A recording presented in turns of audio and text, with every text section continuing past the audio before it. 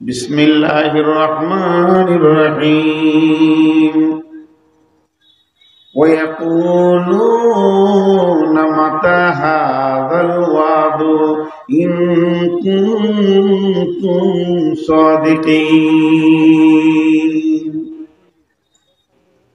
قل إنما العلم عند الله وإنما أنا نذير مبين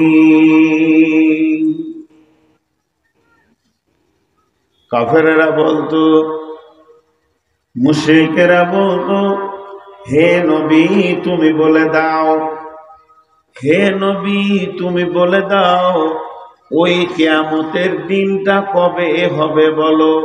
তুমি খালি কিয়ামত কিয়ামত কিয়ামত কিয়ামত বলছো।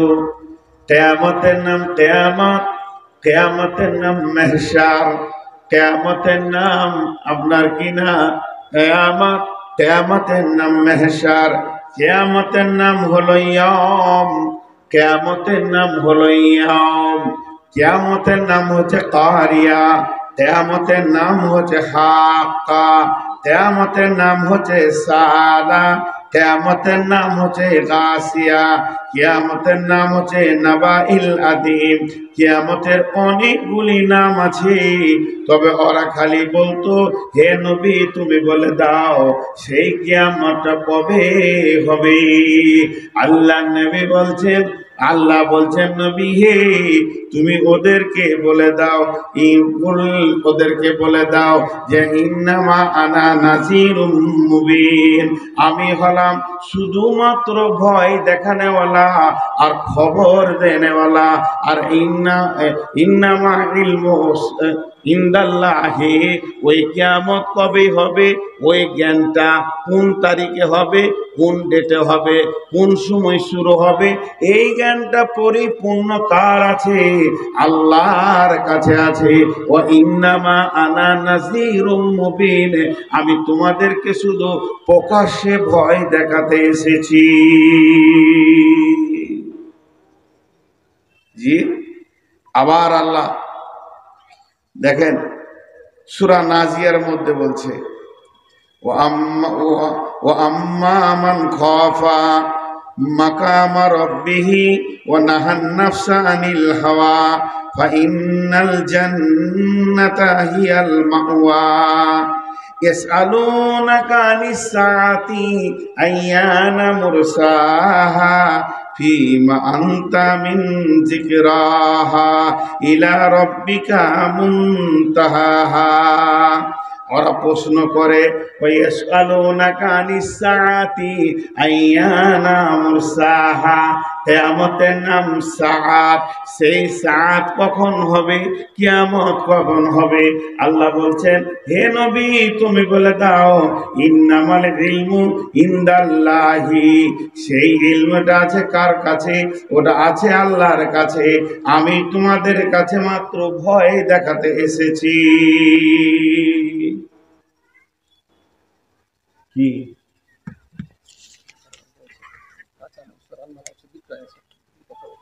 লোকটা করে পালিয়ে যাবে, তো প্রথমেই আমি কিনবো, তাহলে কিনে আসি, বসে থাকো। কাঁচা এবং রান্না মাংস বিক্রি আছে, তাড়াতাড়ি জালসা ছেড়ে এখনই উঠে যান, গিয়ে কিনে বাড়ি যান। কাঁচা মাংস এবং রান্না মাংস বিক্রি আছে, মা বোনেরা তাড়াতাড়ি বাড়ি যান, গ্যাস জ্বালাতে হবে, যেহেতু আপনার স্বামী মাংস নিয়ে যাবে।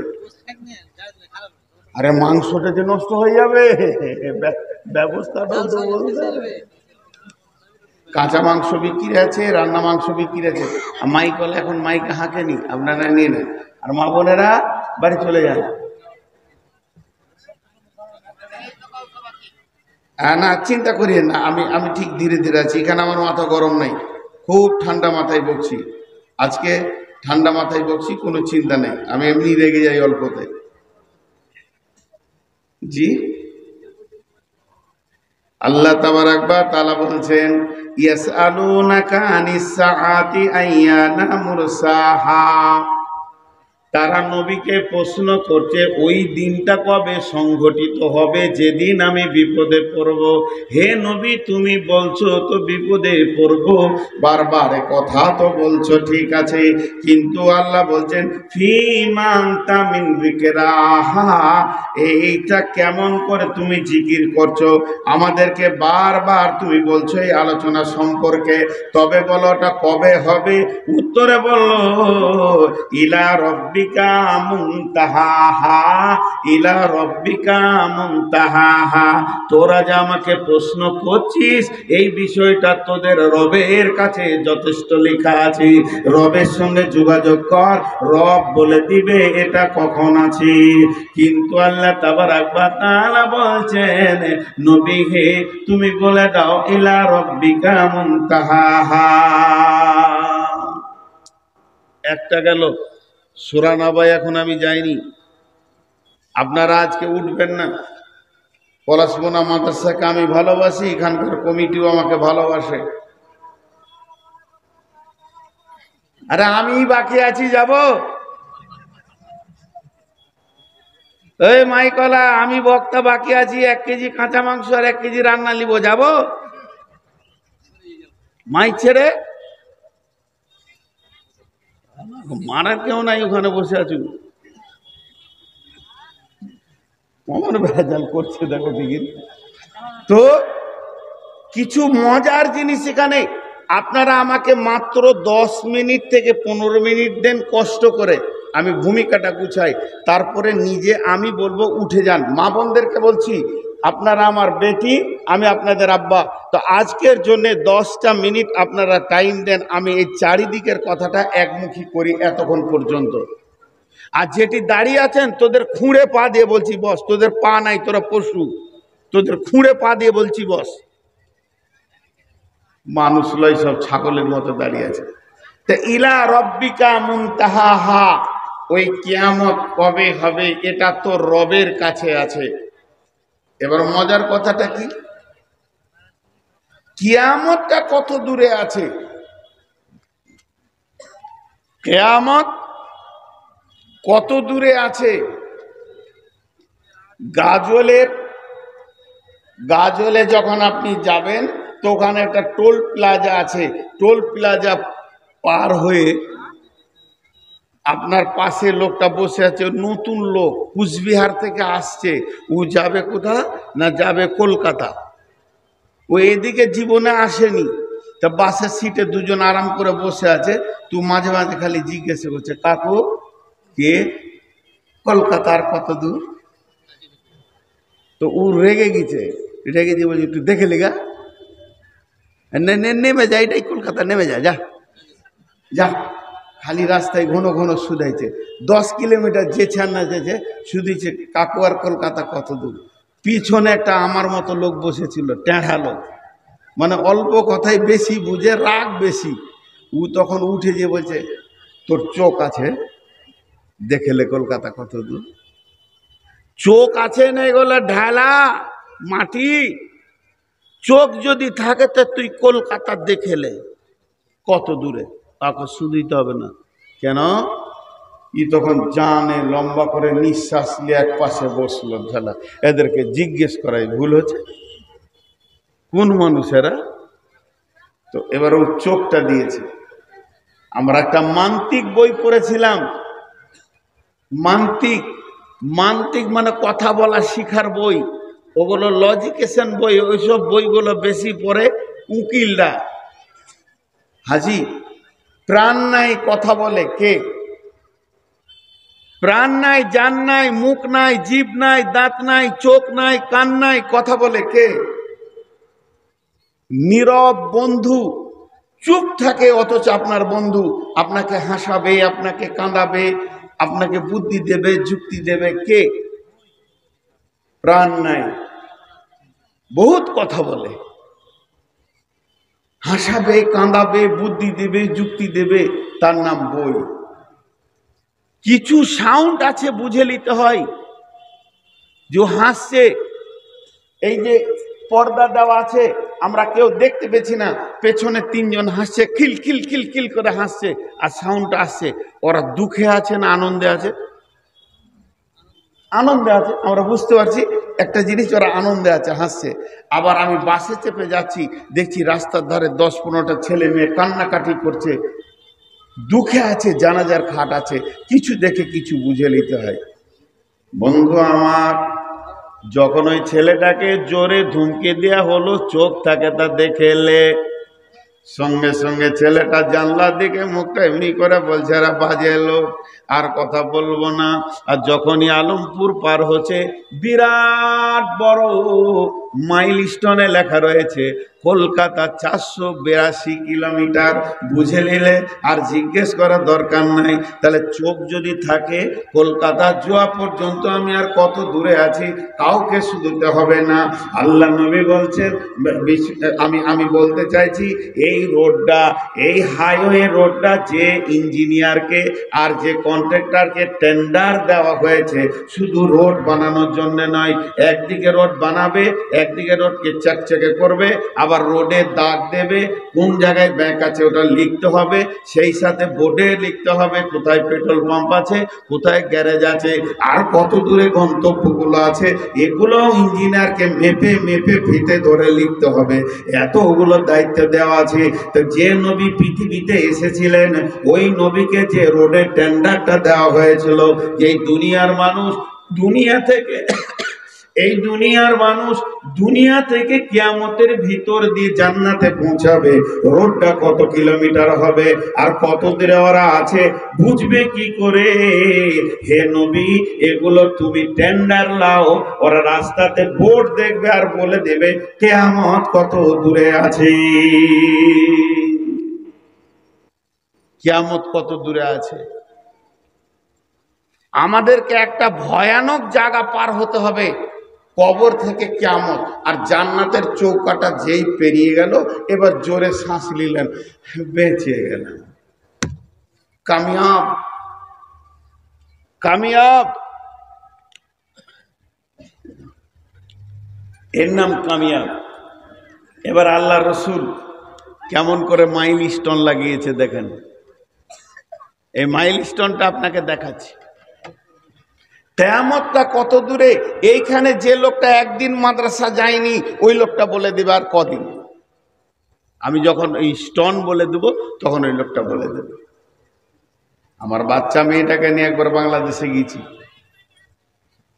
তো ফ্যামিলি নিয়ে গেছিলাম আমরা, স্বামী স্ত্রী মেয়েটা নিয়ে তিনজন। তখন ওর বয়স 3 বছর, 4 বছর 5 বছর বয়স, 5 বছর হবে।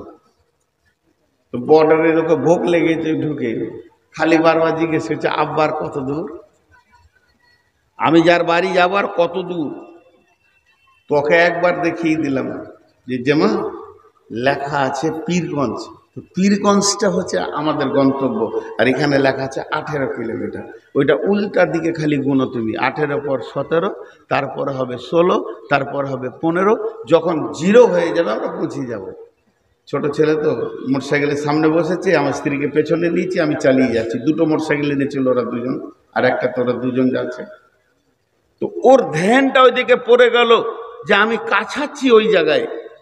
আল্লাহ নবী বলছেন, 15 খাসলাতান মিন উম্মতি, 15 খাসলাতান মিন উম্মতি, আমার উম্মতের ভিতরে, নবীজি বলেননি অন্য মুসলিমের ভিতরে, নবীজি বলেননি ইহুদির ভিতরে, নাসারার ভিতরে, মাজুসির ভিতরে, নবীজি বলেননি অন্য কোন জাতিকে টার্গেট করেনি। এই ভাষাটাই বলেছেন, 15 খাসলাতান মিন উম্মতি, আমার উম্মতের ভিতরে আমাকে যারা নবী বলে মেনে নিয়েছে, আল্লাহকে যারা রব বলে মেনে নিয়েছে, দ্বীনকে যারা ইসলাম বলে মেনে নিয়েছে, এই রকম পরিষ্কার পরিচ্ছন্ন জ্ঞানী ব্যক্তিরা যখন 15টা জিনিস তাদের ভিতর থেকে পাওয়া যাবে, তাদের কাছ থেকে পাওয়া যাবে, তারা 15টা কাজ করবে। তো জেনে নাও কিয়ামত এসে গেছে। এসে গেছে মানে কত দূরে? কিয়ামত ওল্ড মালদাতে পৌঁছে গেছে। লাল সিগন্যাল রয়েছে, ওটা সবুজ হয়ে যাবে মালদা ঢুকতে যতক্ষণ লাগে, কিংবা ওদিকে গৌড় মালদাতে এসেছে, লাল হয়ে আছে সিগন্যাল, এবার খালি সবুজ করে দিবে। শতাব্দী গণদেবতা দ্রুত ঢুকে যাবে, মিনিটে ঢুকে যাবে। তার মানে পৃথিবীর এক প্রান্তে দাঁড়িয়ে আছে, শুধু লাল হতে বাকি আছে, সবুজ হতে বাকি আছে। সেই 15টা কি? ইজা তুখজাল ফাইয়ুদু বালান ওয়াল মামানাতু মাগনামান ওয়াজ যাকাতু মাগরামান তুহল্লি মালিকাইনি দীনি আতা রাসূল উমরাতাহু আক্কা উম্মাহু আদনা সাদিকাহু আকসা আবাহু জাহারাতিল আসওয়াতু ফিল মাসাজিদি সাদাল কাবিলাতা ফাসিকুহুম জাইমুল কওমি আরজুলুহুম ওয়া উকরিমা রাসূল মাখাফাতাস সারিহি ওয়া জাহারাতিল কায়নাতু ওয়াল মাহাজিফু ওয়া সুরিবাতুল খুমুরু লিবাসুল হারির লানা হাদিহিল উম্মাতু আউয়ালুহা ফারতাকিমু ইনদা যালিকা রিহান হামরা ফাজালজালান ফাসকান মাসকান কাসফান। আল্লাহ নবী বললেন 15টা জিনিস আমার উম্মতের ভিতরে পাবে।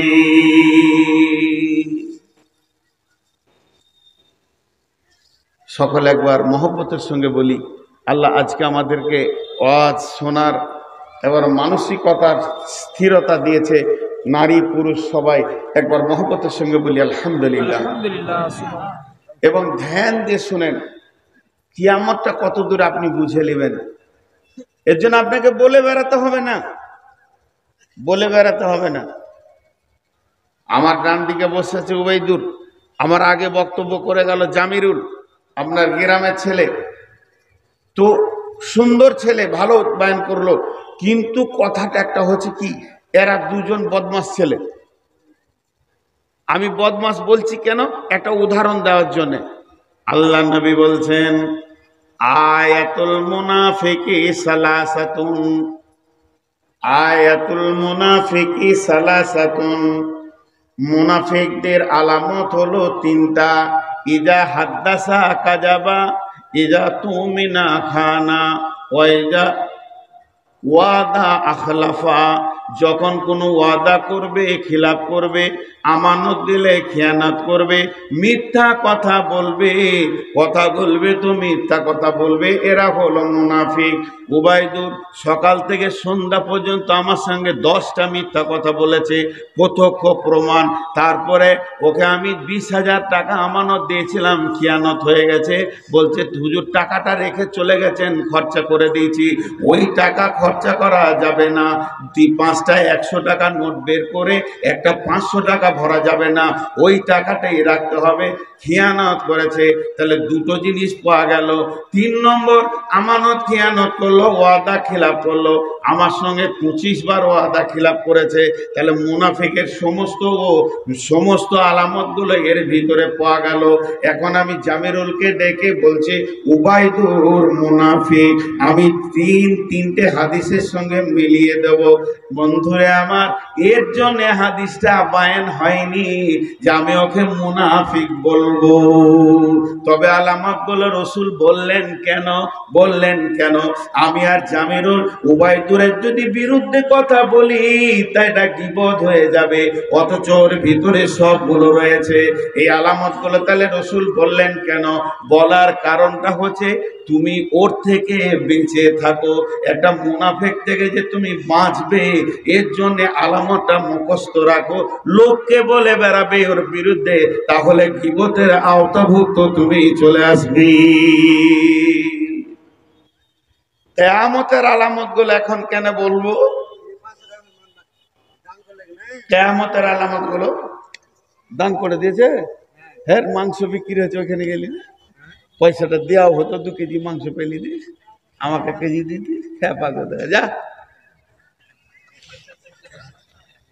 তুই এত সুজা ছেলে, তোর বিয়ে হবে না রে বা। এই যুগের মেয়েরা তোকে পছন্দই করবে না। হ্যাঁ, তো ওই আলামত গুলো কেন জানবো? ওর কাছ থেকে ওই জিনিসগুলো জানবো কেন? আমি ওর থেকে জিন্দেগিকে সরিয়ে নেব, আমি বেঁচে যাব। তেমনি কিয়ামতের আলামত গুলো বলবো কেন? আম্মা জান আয়েশার হাদিসটা শুনেলেন, এই জন্য বলবো। ওরা কি বসবে না ওই পাঁচটা? আরে শালা চামড়া কত মোটা রে! না না, পকেটে হাত ভরে দাঁড়িয়েছে, মারবে আমাকে। হ্যাঁ, অপেক্ষা করছে, খালি নামুক তারপরে দেখি।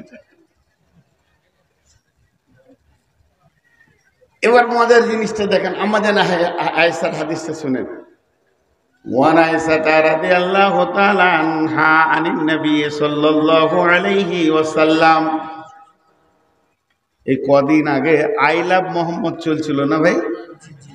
আর এখন নবীর নাম বলছি তো সাল্লাল্লাহু আলাইহি সাল্লাম কেউ বলছে না, খামকা চিল্লাতে গেছিল। ওর মুখে দাড়ি নাই, আবার বলছে আই লাভ মোহাম্মদ। ওর মতো ঝুঁটা কেউ আছে?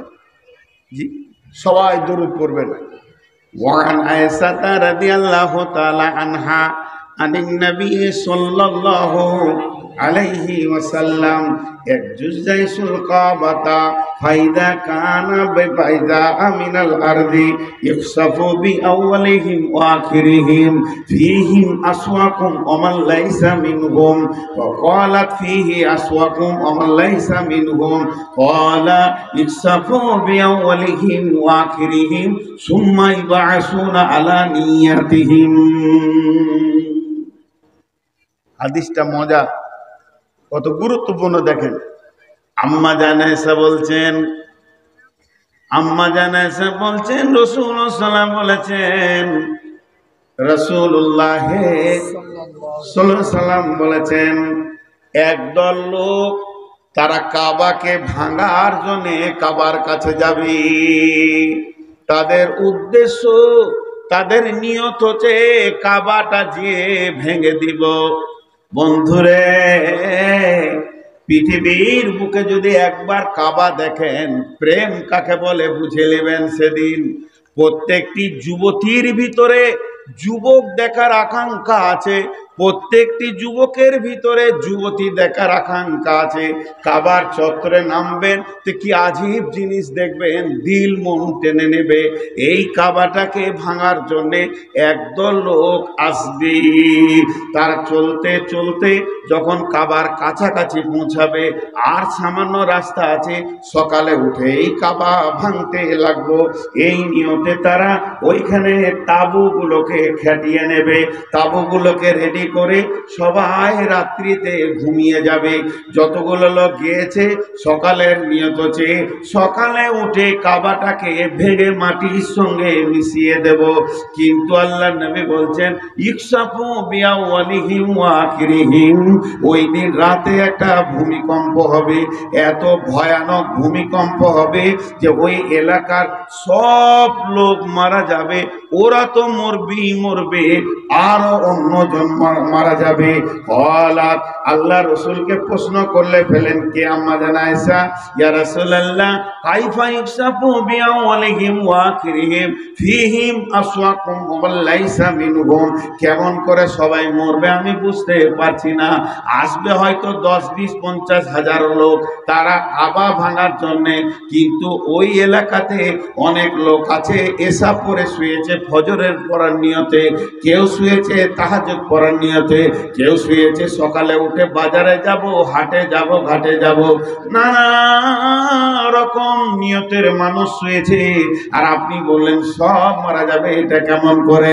নবীজি উত্তর দিলেন, ইকসাফু বিআওয়ালিহিম ওয়া আখিরিহিম, রে আয়েশা সবাই মারা যাবে, সুম্মা ইবআসুনা আলা নিয়াতিহিম, কিন্তু কিয়ামতের দিন নিয়তের বিভাজন হবে। এটা কেমন? একটা উদাহরণ দিব। শামসিতে এসে কুমারগঞ্জে আপনাদের ট্রেন লাগছে, লোকাল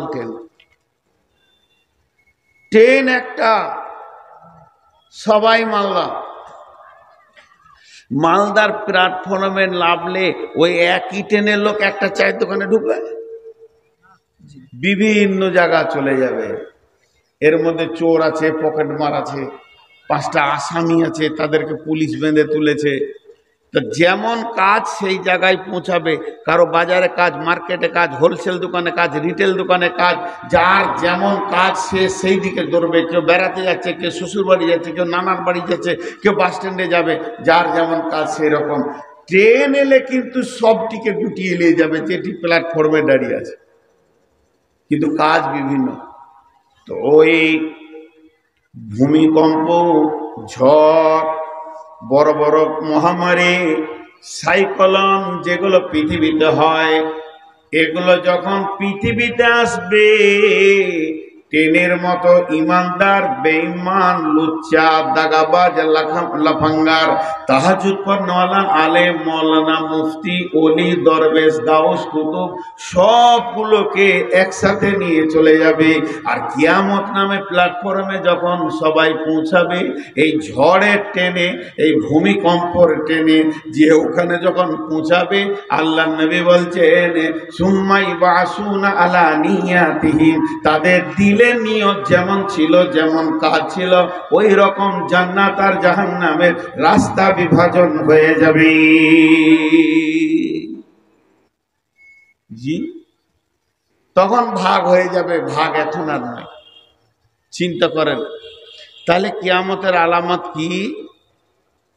প্রথম নম্বরটা বাদ দিয়ে বলবো, 26 সালে ইলেকশন আছে, ভেজাল লেগে যাবে। হ্যাঁ, প্রথম নম্বরটা বলবো, সব লোক চুপ করে আছে। আল্লাহ নবী বলছেন ইযা তুখিজাল ফাইয়ুদু বালান, ইযা তুখিজাল ফাইয়ুদু বালান, জনসাধারণের মাল মিম্বার প্রধানে লুটে খাবে। জনসাধারণের মাল মিম্বার প্রধানে লুটে খাবে। এখন একবার প্রধান হওয়া মানে 14 গোষ্ঠী শুকে যাওয়া। 3 দিন আগে খেতে পেছিল না, রাস্তায় ডালি নিয়ে ঘুরছিল, প্রধান হয়ে গেল তো সামনে কে আর দাঁড়ায়? আপনাদের এলাকায় কেমন আছে জানি না, সারা পৃথিবীতে এমন একটা জিনিস চলে এসেছে, বিশেষ করে ভারতবর্ষে, তার থেকে বেশি পশ্চিমবঙ্গে আল্লাহ নবীর আলামত মিলে যাচ্ছে। ইযা তুখিজাল ফাইয়ুদু বালান, জনসাধারণের মাল নেতারা লুটে লুটে লুটে খাবে। ইন্দ্রাবাসের টাকা, সড়ক যোজনার টাকা, আর কিছু টাকা যতগুলো বরাদ্দ হবে একদম কেন্দ্রে, সেইগুলো আপনার মেম্বার আর প্রধান যারা আছে, যারা নেতা হবে, নেতারা লুটে লুটে খাবে আর আনন্দ করবে। ভাববে না যে আমি পরের মালকে লুটে খেছি। হাজি ভাই, এইটা প্রথম বললেন কেন আল্লাহ রাসূল? নেতাদেরকে প্রথম ধরলে কেন? এই যে বাঁশের খুঁটা, এখানে একটা মজবুত করে গেড়ে দেন, মজবুত করে খুঁটা গেড়ে দেন, আর তাকে সিলিয়ে দেন যেন হিলাতে কেউ না পারে। ওইটাতে একটা ছাগল বেঁধে দেন কাবু, ভেড়া বেঁধে দেন কাবু, গরু বেঁধে দেন কাবু, গাধা বেঁধে দেন কাবু, ঘোড়াকে বেঁধে দেন কাবু, সবাই কাবু থাকবে খুঁটা মজবুত থাকলে। আর খুঁটাতে যদি লড়বড়ে হয়, পাঁকে গেড়ে দেন, অতি ছাগল দেন আর ভেড়া দেন, আপনি কিছুক্ষণ পর দেখবেন লোকের জমিতে ও সরষের ভুঁইয়ে নেমে নষ্ট করছে।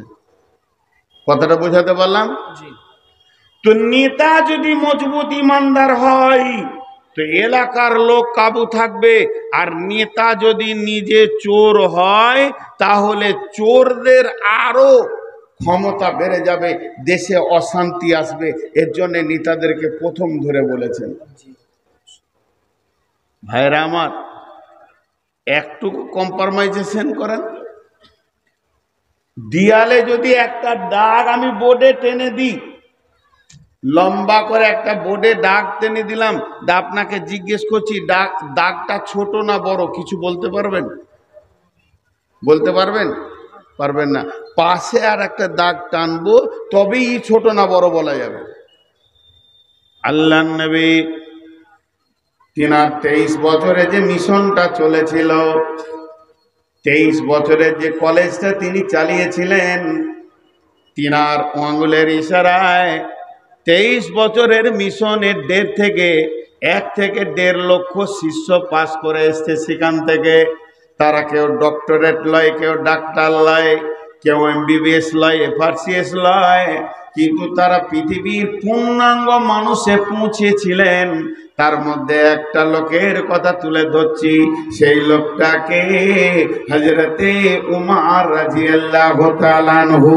হযরতে উমর একদিন জেরুজালেম যাবে, উনি কয়েকটা সৈন্যকে জেরুজালেমে পাঠিয়ে দিয়েছেন, তোমরা যাও ওখানে ইসলামের দাওয়াত পৌঁছিয়ে দাও। জেরুজালেমে যে আছে তদানীন্তনকালে যিনি ছিলেন একজন পাদ্রী, একজন পোপ, তিনি একজন বিরাট গির্জার পোপ। ও দেখলেন আমিরুল মুমিনিন উমরের লোক এখানে পৌঁছে গেছে, তাহলে কি করা যায়? আমি তোর সঙ্গে লড়াই করে পারবো না। কেউ বলে 12 লক্ষ, কেউ বলে 18 লক্ষ, কেউ বলে 22 লক্ষ। তো বিশেষ করে 18 লক্ষ বর্গ মাইলের তিনি বাদশাহ, এত বড় রাজ্যকে তিনি চালাচ্ছেন। সেই উমর, ওর কত সৈন্য আছে, আমি লড়াই করে পারবো না। ওর সঙ্গে একটা সমঝোতা করব, আপোষ করে নিব, নিজেদের মধ্যে একটা সন্ধি করে নিব। হযরত উমরকে পত্রের মাধ্যম দিয়ে দাওয়াত দিয়ে পাঠালেন। জেরুজালেম থেকে একজন পত্র বাহক এই পত্র নিয়ে জেরুজালেম থেকে যাচ্ছেন আমিরুল মুমিনিন উমরের কাছে। তিনি শুয়ে আছেন মসজিদে, এমন সময় গিয়ে বলছেন আদব নেবেন জাহাপনা। উঠে দেখলেন এ তো সালাম দিবে না, এ তো ইহুদ নাসারা। তখন বলে কি হলো বাবু? বলছে আমি এসেছি জেরুজালেম থেকে, আপনার সৈন্য সেখানে পৌঁছে গেছে, তাদেরকে কেল্লায় অবরোধ করা হয়েছে, আর এখান থেকে একটা চিঠি আমাদের পোপ আপনাকে দিয়েছে, প্রাইম মিনিস্টার চিঠি দিয়েছে, চিঠিটা একবার আপনি নজরে লাগান। হযরত উমর উঠলেন, চিঠিটা করে পড়লেন, পড়ার পর দেখছে চিঠিটার টোটাল সারাংশ হচ্ছে আমিরুল মুমিনিন খলিফাতুল মুসলিমিন, আপনাকে আমি আমন্ত্রণ করছি, চিঠির মাধ্যম দিয়ে দাওয়াত দিচ্ছি, আপনি আমার দেশে আসেন, আপনার সঙ্গে আমার লড়াই নাই, সমঝোতা আছে, একটু বসবো। হযরত উমর বললেন আসলামা। আসলামাটা ছিলেন রাজ কোষাগার থেকে ওনাকে খাদিম দেওয়া হয়েছিল, উনি একটা রাষ্ট্রপ্রধান হিসেবে, খলিফা হিসেবে। আসলামা এসে বললেন জাহাপনা বলেন আমি কি করতে পারি? হযরত উমর বললেন যাও তুমি এখনই উট রেডি করে নিয়ে চলে এসো, এখনই বেরিয়ে যেতে হবে, এখনই জেরুজালেম যেতে হবে। সেখান থেকে খবর এসছে দিনের তাগাদা এসে গেছে, দিনকে আগে বাড়ানোর জন্য আর দানে বানে সময় নষ্ট করা যাবে না। আসলামা করলো কি, একটা উটকে সাজিয়ে নিয়ে এসে মসজিদের দরবারে এসে দরজায় দাঁড়ালেন। আমিরুল মুমিনিন খলিফাতুল মুসলিমিন উটের উপরে চড়ে নিলেন। এবার জেরুজালেমের দিকে রাস্তা ধরেছে। হযরত উমর ফারুক রাস্তা ধরেছে, সঙ্গে মাত্র একটা গোলাম আছে, একটা ভীত আছে। আমাদের কবি নজরুল ইসলাম হাত শুরু করে দিলেন, হেরি পশ্চাতে চাহি তুমি চলে আছো রৌদ্রদগ্ধ দুর্মরু পথ বহি, জেরুজালেমের কেল্লা যেতায় আছে অবরোধ করি, বীর মুসলিম সেনা দল পাব বহুদিন মাস ধরি, দুর্গের দ্বার খুলিবে তারা বলেছে শত্রু শেষে, উমার যদি গো সন্ধি পত্রে স্বাক্ষর দেয় এসে। হায়রে আদেক ধারার মালিক আমিরুল মুমিনিন শুনেছে খবর, উগে গায়ে কি উঠে চলেছে বিরামহীন। সাহারা পাড়ায় ঝুলিতে দুখানা শুকনো খুব জরুরি, একটি মশকে এতটুকু পানি, খুরমা 2-3 মুঠি, প্রহরী বিহীন সম্রাট চলে একা উঠে চড়ে চলেছে মাত্র একটি গোলাম উটের রশি ধরে। মরুর ঊর্ধ্ব আকাশে সূর্য আগুন বৃষ্টি করে, সেই সে আগুন তাতে কৈসম ফুটে বালুকার মরু পরে। কিছু দূর যেতে উঠ হতে নামি কহিল গোলামের ভাই, পেরেশান বড় হইয়াছ চলিয়া, এইবার আমি যাই। উটের রশি ধরিয়া অগ্রে উঠে বসো উঠে, রক্তে বালুতে চলেছে চরণে, রক্ত উঠেছে ফুটে। গোলাম 2 হাত ধরে চুমি কাঁদিয়া কহিল উমার এখনে আদেশ করেন কেমনে আপনি? গোলাম রহিবে উটের পিঠে আরাম করিয়া বসি, আর হেঁটে যাবে খলিফা উমার ধরিয়া উটের রশি। খলিফা হাসিয়া বলে, তুমি জিতে গিয়ে বড় হতে চাও? ভাই রে এমনই চলে। একটু হাসে, না হাসলে তো উঠে চাপবে না, তাই মুচকে হেসে বলছে এমন চলে। একদম বলে খলিফা হাসিয়া বলে, তুমি জিতে বড় হতে চাও? ভাই রে এমনই চলে। রোজ কিয়ামতে, রোজ কিয়ামতে, রোজ কিয়ামতে আল্লাহ যেদিন বলিবে উমার রে, করিনি খলিফা মুসলিম জাহানের তরে, সুখ তরে তোরে কি জবাব দিব, কি করিয়া মুখ দেখাবো? রসুলের ভাই, আমি তোমাদের প্রতিনিধি মাত্র, মোর অধিকার নাই আরামে সুখের মানুষ হইয়া মানুষের নিবে সেবা, আরামে সুখের মানুষ হইয়া মানুষের নিবে সেবা। ইসলাম বলে সকলে সমান, কে বড় ক্ষুদ্র কে বা। গোলাম চড়িল উটের পিঠে, গোলাম চড়িল উটের পিঠে, উমার ধরিল রশি, মানুষের স্বর্গে তুলিয়া ধরিয়া ধুলাই নামিল শশী। অনেক বড় কবিতা, এই পালাক করবে চলছে চলছে চলছে। একবার গোলাম, একবার উমার, একবার গোলাম, একবার আমিরুল মুমিনিন, একবার ওমর। যেতে যেতে এবার জর্ডান নদীটা পার হবে। আর জর্ডান নদীটা যখনই পার হয়ে যাবে, জেরুজালেম ঢুকে যাবে। জেরুজালেমের জিরিমি প্রাইম মিনিস্টার খবর পেয়ে গেছে আমার দেশে উমার আসছে। সে দূতের মধ্যে খবর পেয়ে উমার আসছে, 18 লক্ষ বর্গ মাইলের বাদশা আসছে। আমি ছোট একটা দেশের মালিক, সে 18 লক্ষ বর্গ মাইলের মালিক। কোম্পানি মেজরকে রেডি করে দিল, যাও বর্ডারে তোমরা স্যালুট দেবে এবং আদব দিয়ে সম্মানের সঙ্গে গির্জাতে নিয়ে আসবে। কোম্পানি মেজর দাঁড়িয়ে আছে সৈন্য সামন্ত নিয়ে, এবারে স্যালুট মেরে বলছেন আদব নেবেন, যাবো না। আমিরুল মুমিনিন খলিফাতুল মুসলিমিন, আপনি আমাদের দেশে আসার জন্য আমরা ধন্য হয়েছি। তখন আসলাম আর পালা পড়ে গেছে, উঠের উপরে থাকবে আর গালা উটের লাগাম ধরে থাকবে হযরত উমর। আসলাম উপর থেকে বলছে, ভাই আমার, আমাকে কেউ স্যালুট দেবেন না, দেবেন না, এটা ভুল করছেন। আমি তো আমিরুল মুমিনিন নই, আপনারা ভুল দেখছেন। আমি হলাম আমিরুল মুমিনিনের খাদেম, যিনি লাগাম ধরে ঢাকছেন উনি হলেন আমিরুল মুমিনিন হযরতে উমর ফারুক রাদিয়াল্লাহু আনহু। সমস্ত সৈন্য হাও হাও করে কেঁদে ফেললো। পৃথিবীতে তো বাদশা দেখেছি, মন্ত্রী দেখেছি, সম্রাট দেখেছি, রাজা দেখেছি, কিন্তু পূর্ণাঙ্গ মানুষ দেখি নাই। আজকে একটা প্রাণ ভরে মানুষ দেখলাম, যে তার গোলামকে উঠে চাপিয়ে নিজে লাগাম ধরে হাঁটতে পারে। এটা কে শিক্ষা দিল? হযরত উমর বলেছে, বন্ধু তুমি তো আমাকে দেখে অবাক হচ্ছো, আমাকে দেখে তুমি চোখের পানি চলে এসেছে। তুমি যদি একবার নবী মুহাম্মদকে দেখতে, কলিজা কেটে হাতে দিয়ে দিতে, টের পেতে না সে কোন মানব ছিল। আমি তো তারই তৈরি, আমি তো তার কাছে শিখেছি, তাহলে সেই মহামানবটা কেমন ছিল। আরে আমার, তারপরে গেল গির্জা ঘরে। আপসের মধ্যে কথা চলতে চলতে উমর একটু সময় দেখলেন, জোহরের টাইম হয়ে গেছে, তাহলে করতে হবে কি, এখন আমাকে বাইরে গিয়ে 2 রাকাত নামাজ পড়তে হবে, কসরের 2 রাকাত নামাজ। কত বড় আদব, কত বড় আদব! এই আদবটা ওজন করা যাবে না। পৃথিবীতে কোনো কম্পিউটার আর দাঁড়িয়ে এটা ওজন দিতে পারবে না। হযরত উমর ছোট হয়ে ওই পাদ্রীকে বলছে, ভাই আমাকে 2 মিনিট ছেড়ে দেন, আমাকে কিছুক্ষণ ছেড়ে দেন, আমি একবার কসরের নামাজটা পড়ে আসি। তো অবাক, আমাদের দেশে যদি বারাক ওবামা আসে, তাহলে আগে হাঁটবে বারাক ওবামা, পেছনে হাঁটবে কে? মোদি। এটা তো নিয়ম নয়। ইসলামের নিয়ম হচ্ছে, তুমি যে দেশে চলে যাবে সেই দেশের বাদশা তোমার আমির হয়ে যাবে। আমি 10 দিনের যদি বাংলাদেশ যাই, 10 দিন, এখন ইউনুস আমার আমির হবে।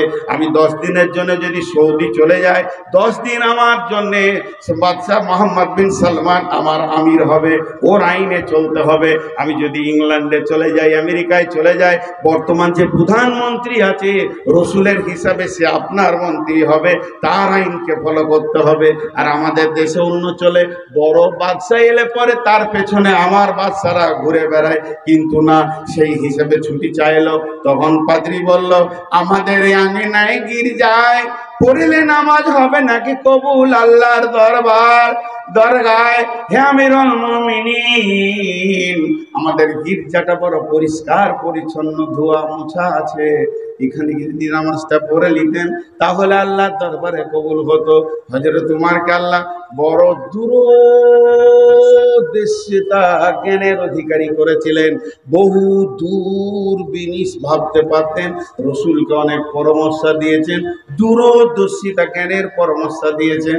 সেই উমর বলছে, ভাইরে, আমি যদি গির্জাতে নামাজটা পড়ে নিই, এক পাশেও যদি পড়ে নিই, আর এইটা যদি আমার সৈন্যরা দেখে নেয়, তার মনে ভাববে হয়তো খলিফা ইশারা করে বলে দিয়েছে আজ থেকে গির্জাটা মসজিদ হয়ে গেল, নামাজ চালু হয়ে গেল, আমার সৈন্য বেশি, আমি সামাল দিতে পারবো না, সব এসে গির্জাকে মসজিদ করবে। তিনি আবার জবাব দিতে, নহে ইসলামী ধর্ম, নহে যে আল্লাহর বিধান, নহে কই ইসলামী ধর্ম, নহে যে আল্লাহর বিধান। কর গির্জা মন্দিরে ভেঙে মসজিদে মুসলমান, গির্জা মসজিদ ভেঙে মুসলমান কোনোদিন জীবনে মসজিদ করবে না, ওই মসজিদে নামাজ হবে না। ইসলাম কি সুন্দর আইন দিয়ে চলে গেছে, মসজিদের পাশে আপনার জায়গা, মসজিদটা বাড়াতে হবে। যতক্ষণ আপনি রাজি না হবেন, পৃথিবীর কোনো মুক্তি জোর করে নিতে পারবে না, কোনো ডাকাত নিতে পারবে না। যদি আমি জোর করে নিয়ে, আপনার কোনো ক্ষমতা নাই, আপনাকে মার্ডার করে ধ্বংস করে যদি নিয়ে নিই, যে নামাজ কবুল করে সে আর কবুল করবে না, জোর করে কোনো লাজ হবে না। এই কথা যখন হযরত উমর বলে দিলেন যে না না না, এ কাজ আমার দ্বারা হবে না, তখন পাদ্রী বলছে, ভাই উমর, আর সন্ধির দরকার নাই, ভাই উমর, আর আলোচনা করার দরকার নাই, হাতটা আমার দিকে বাড়ান। উমর হাত বাড়ালেন, উনি হাতে হাত দিয়ে বললেন, আশহাদু আল্লা ইলাহা ইল্লাল্লাহু ওয়া আশহাদু আন্না মুহাম্মাদান আবদুহু ওয়া রাসূলুহু। একটা মানুষের ব্যবহারে, একটা নেতার ব্যবহারে জেরুজালেম জয় হয়ে গেছে। রসুল কেমন নেতা বানিয়েছিলেন, রসুল কেমন নেতা বানিয়েছিলেন, রসুলের স্কুলে কেমন নেতা হয়েছে, রসুলের স্কুল থেকে নেতাটা কত সুন্দর তৈরি হয়েছে। আজ বন্ধুরা আমার, সেই নবী আফসোস করে বলেছেন, আমার উম্মতের ভিতরে অন্য জাতিকে বলেননি, নন মুসলিমকে বলেননি, হিন্দু, জৈন, খ্রিস্টান, বৌদ্ধকে বলেননি, নবীজি বলেছেন আমার উম্মতের ভিতরে যদি কেউ নেতা হয়ে যায়, জনসাধারণের মাল লুটে খাবি।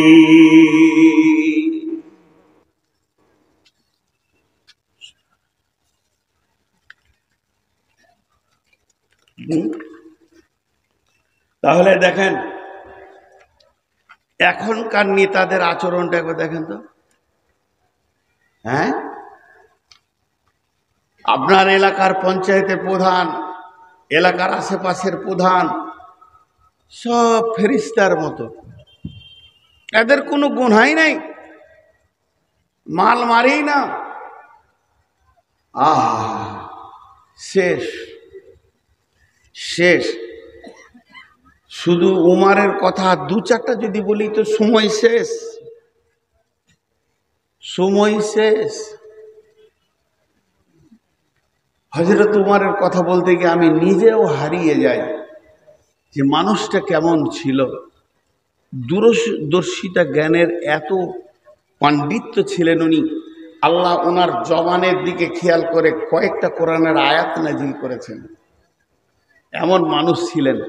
আল্লাহ রসুল ওই জন্যই বলে গেছিলেন, লাউ কানা বাদি নবিয়ান, লাউ কানা বাদি নবিয়ান কানা লাহু উমার।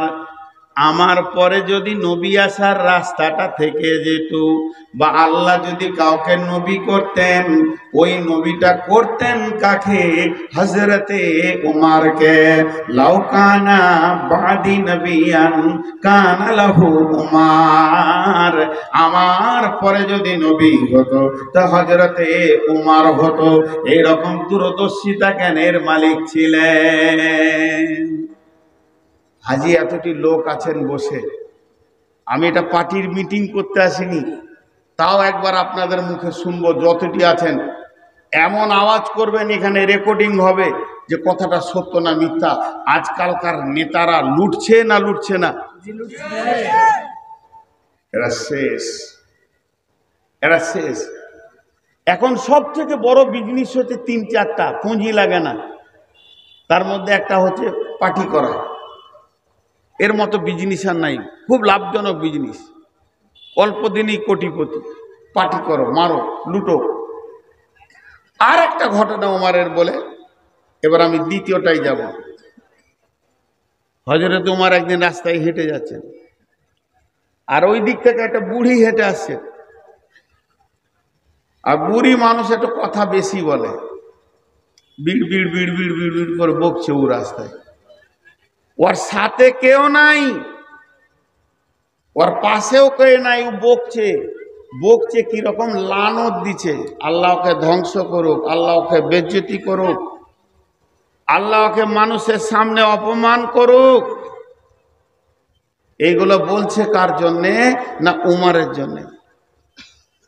আর হযরত উমর রাস্তায় হেঁটে যাচ্ছে, শুনতে পেলে খানিকটা যে কাউকে গালি দিচ্ছে। ও হযরত উমর বলছে, মা, ও বুড়ি মা, আপনি কাকে গালি দিচ্ছেন? বলছে, বেটা রে, আমাদের দেশে যে আমিরুল মুমিনিন আছে, মদিনার গদিতে বসে আছে, উমর বিন খাত্তাবকে আমি গালি দিছি, আর ওর বিরুদ্ধে আমি আল্লাহকে লানিশ করছি, ওকে যেন আল্লাহ বেজ্জতি করে, আর ওটাই উমর ও জানে না। হযরত উমর বলছে, কি হলো মা, তো রাগ কেন করেছেন? বলছে, আমি আজ 3 দিন খেতে পাইনি, বিধবা, আমার ছেলে পিলে নাই, স্বামী নাই, তো আমার ঘরে যে প্রতিদিনের ভাতাটা পৌঁছায় 3 দিন পৌঁছায়নি, তখন লানত দেবো না? হযরত ওমর পকেটে হাত ভরলেন, কয়েকটি দিরহাম দিনার নিয়ে, আশরফি নিয়ে বুড়িটির হাতে দিলেন, আর বললেন, মা, আপনাকে হয়তো খবর নাই, আমাদের দেশের সঙ্গে আর এক দেশের যুদ্ধ চলছে। এই যুদ্ধটা খুব একবারে গভীর মহড়া চলছিল। হযরত উমর সেখানে গিয়েছিল সেই যুদ্ধ পরিচালনার জন্যে। এই জন্যে 3 দিন বিধবা এতিমের খবর নিতে পারেনি। আপনি উমরকে মাফ করবেন, আজকে সে মদিনাতে এসেছে, আপনার ভাতা আজকে যাবেন, আপনি পেয়ে যাবেন। বুড়িটা খানিক শান্ত হলো, ও ওই লেগে পাইনি। দেখা যায় তোমার বলছেন, মা, আপনি উমরকে একবার মাফ করে দেন, উমরকে ক্ষমা করে দেন। আপনি যে 3 দিন খেতে পাননি, কষ্ট পেয়েছেন, অনেক কষ্ট পেয়েছেন, উমরকে মাফ করে দেন।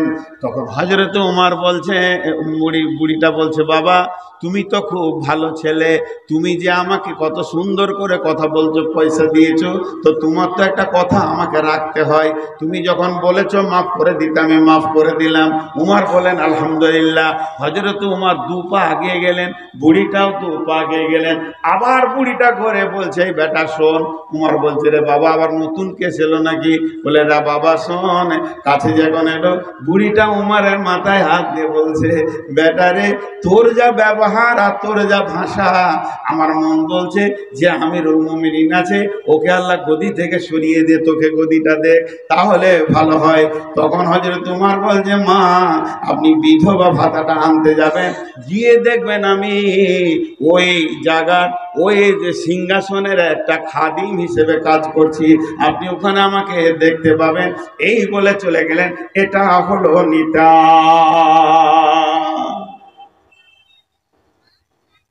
এখন জীর্ণ শীর্ণ কুটিরে একটা লোক পলাশবোনাতে বাস করে, কি শামসিতে বাস করে, কি গাজলে বাস করে, বুড়ি মেয়ে, স্বামী নাই, ছেলে নাই, মরে গেছে 2টা, বেটিও নাই, কে দেখবে? বয়স 72 হয়ে গেল। আকাশে পানি হচ্ছে, তোর বাড়িতে চু চু করে পানি পড়ছে, কখন এই কোণে কখন এই কোণে করে কাটাচ্ছে। ওর নামে একটা ইন্দিরাবাসের ঘর এসছে, সরকার বরাদ্দ করেছে ওর জন্যে 2,25,000, 2,25,000। প্রধান গিয়েছে ওকে দেখা করতে, যে বুড়ি তো আর এত দূর আসতে পারবে না হেঁটে, কাগজ পাতি সব নিয়ে গেছে। দিয়ে হয়েছে, চাচি আছে জি, চাচি। কে বাবা? চশমাটা তুলে বলছে, কে বাবা? বলে আমি প্রধান গো, আমি প্রধান। ও পঞ্চায়েতের? তো ঘরটা খুব অসুবিধা নাকি? ঘরের টাকা দিচ্ছি, ঘরটা করে লিও। ওর দিলটা বড় হলো, এইরকম প্রধান যেন সারা জীবন থাকে গো।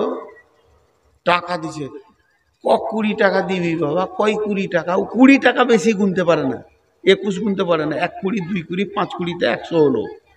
তো 20 টাকা দিবি? তো বলছে টাকা 20 গুনতে গুনতে তুমি শেষ হয়ে যাবে। 80,000 টাকা এনেছি তোমার লেগে, 80,000 টাকা। তো 80,000 টাকা বুঝতে পারছে না, বলছে 20 20 20 গুনতে গুনতে গুনতে তুমি বুড়ি, তোমার মা বুড়ি, তাও তুমি 80,000 টাকা শেষ করতে পারবে না।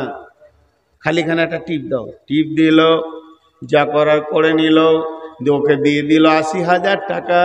বুড়ি যখন 100 টাকার নোট এতগুলো দেখে নিয়েছে ক্যারিতে বাঁধা, ও তো দম আটকে গিয়েছে। এত টাকা তো জীবনে দেখিনি বাবা।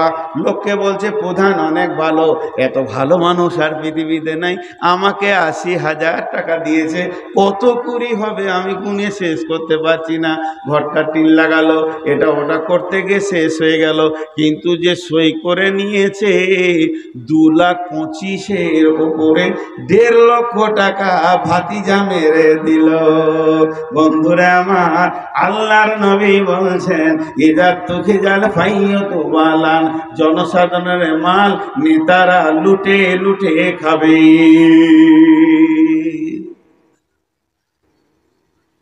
আরে ভাই, এগুলো চলছে কি চলছে না? ওয়াল আমানাতু মাগনামান, ওয়ানামানাতু মাগনামান, আমানতের খেয়ানতি করবে। আমানতের টাকা এক চান্সে পাওয়া যাবে না। বন্ধুরে, আমি হাজারো লোকের রেফারেন্স দেব। কেউ 1 লাখ পায়, কেউ 5 লাখ পায়, কেউ 7 লাখ পায়, 10 লাখ পায়, 30 লাখ পায়। কাল দিব, কাল দিব, কাল দিব, কাল দিব। 1.5 মাস পেরিয়ে চলে গেছে, 1.5 বছর পেরিয়ে চলে গেছে, 2.5 বছর চলে গেছে। 30 লাখ টাকা একজন তুলতে পারছে না, আর একজন 27 লাখ টাকা তুলতে পারছে না। 8 মাস পার হয়ে গেল, আমানত আরেকজনের কাছে 8 লাখ টাকা আছে। প্রতিদিন বলছে কালকে বেলা 12টায় ব্যাংকে লেগে যাবে, কিন্তু আমানতের খেয়ানতি চলছে। ও আমার ইদা তুখিজাল ফাইয়াতু বালান, আমানাতু মাগনামান, ও যাকাতু মাগরামান, যাকাতকে জরিমানা মনে করবে। ওসর ভেতরা যা বের হবে, ধান তুলছে, ধানের ওসর বের হবে, পৌষ মাসে এই বের হবে।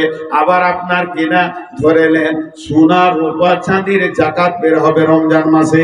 যাকাত যখনই দিতে বলা হবে, ওর ভিতরটা একদম কাড়মাড়িয়ে উঠবে, ওরে আল্লাহ এতটি টাকা বেরিয়ে চলে যাবে, যাকাতকে জরিমানা মনে করবি। খালি ভেবে দেখেন, উঠবেন না। খুব তাড়াতাড়ি বলছি, আপনাদের বিরক্ত লাগছে নাকি? জি না। যারা উঠছে কেন? মাথা খারাপ হয়েছে, পেশাবের যন্ত্র ওদের একা আছে নাকি? না আমাদের নেই?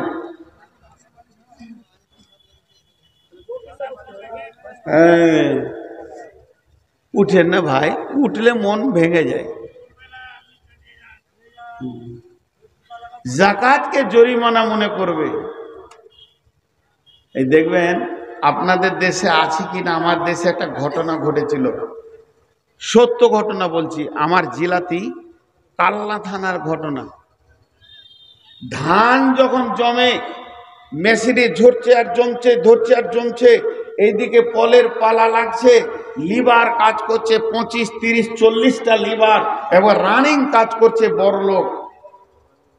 আর তখনই পলাশবোনার মাদ্রাসাওয়ালারা চেকটা আর কলমটা হাতে করে নিয়ে গিয়েছে, যে আমরা পলাশবোনা থেকে এসেছিলাম মাদ্রাসা থেকে। তো ওর ভিতরটা কেমন হয় জানেন? আল্লাহ, তোরা কেন চাষ করে গেছিলি? তোরা কেন চাষ করে গেছিলি? কিন্তু আর গালে জুতা মেরে বলার লোক নাই যে জমিনটা তোর বাবার, যার জমিন তার তরফ থেকে এসেছি তার ট্যাক্সটা দে। জমিনটা যার, তার তরফ থেকে এসেছি, জুতা মেরে দিব বলার নাই কেউ, গালমোটা করে তাকাবে। সত্য ঘটনাটা কি, কালনাতে এই যে দেওবন্দি হানফি আছে যারা শিরক করে না, এই হানফি ভাইদের একজন মুফতি সাহেব, বড় আলিম মুফতি মানুষ, এক চাষির কাছে গিয়েছে। চাষিকে গিয়ে বলছে, মাদ্রাসা থেকে এসেছিলাম, কিছু আপনাকে পাওয়ার আশায়, লেখেন 20 টাকা লেখেন কি 50। উনি খালি একটা কথা বলে ফেলেছে মুফতি, এটা অন্যায় হয়ে গেছে আর কি, যে মাদ্রাসার বিল্ডিং এর কাজ চলছে, প্রায় 70-80 লাখ টাকা দরকার, সেই সাথে ছাদ হচ্ছে, মাদ্রাসার বড় ঋণ হয়ে গেছে, তো ভাইয়া একটু যদি টাকাটা আর একটু বাড়িয়ে দিতেন। যেই বলা, তো যেমন মানুষের মুখ লয় ওটা বেলেট পাতি খুঁড়ের মতো শুরু করলে, তোর বাবার টাকা, চাষ করে গেছিলি, সারারা এই টাকাগুলো খাবি আর কাগতর নিয়ে ঘুরে বেড়াচ্ছিস, খুব নোংরা নোংরা ছেলে পিলে বউ বিটির কাপড় করবি, তোর বউ এর সুখ হবে এই কাপড়ে।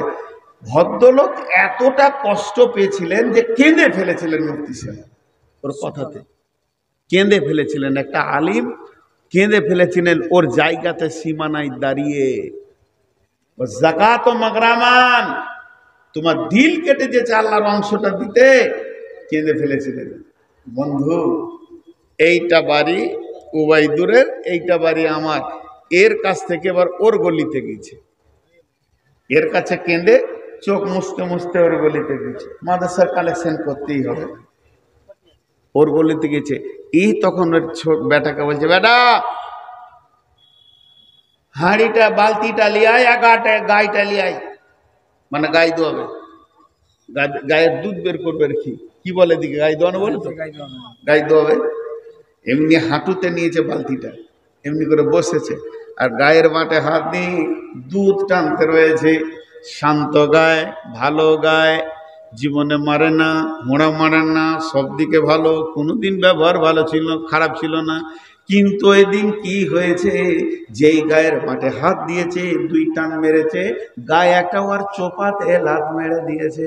যে চোপা মুফতিকে চালিয়েছে, আল্লাহ মানতে পারেনি। আল্লাহ বলছে আমার মুফতি জবাব দেয়নি।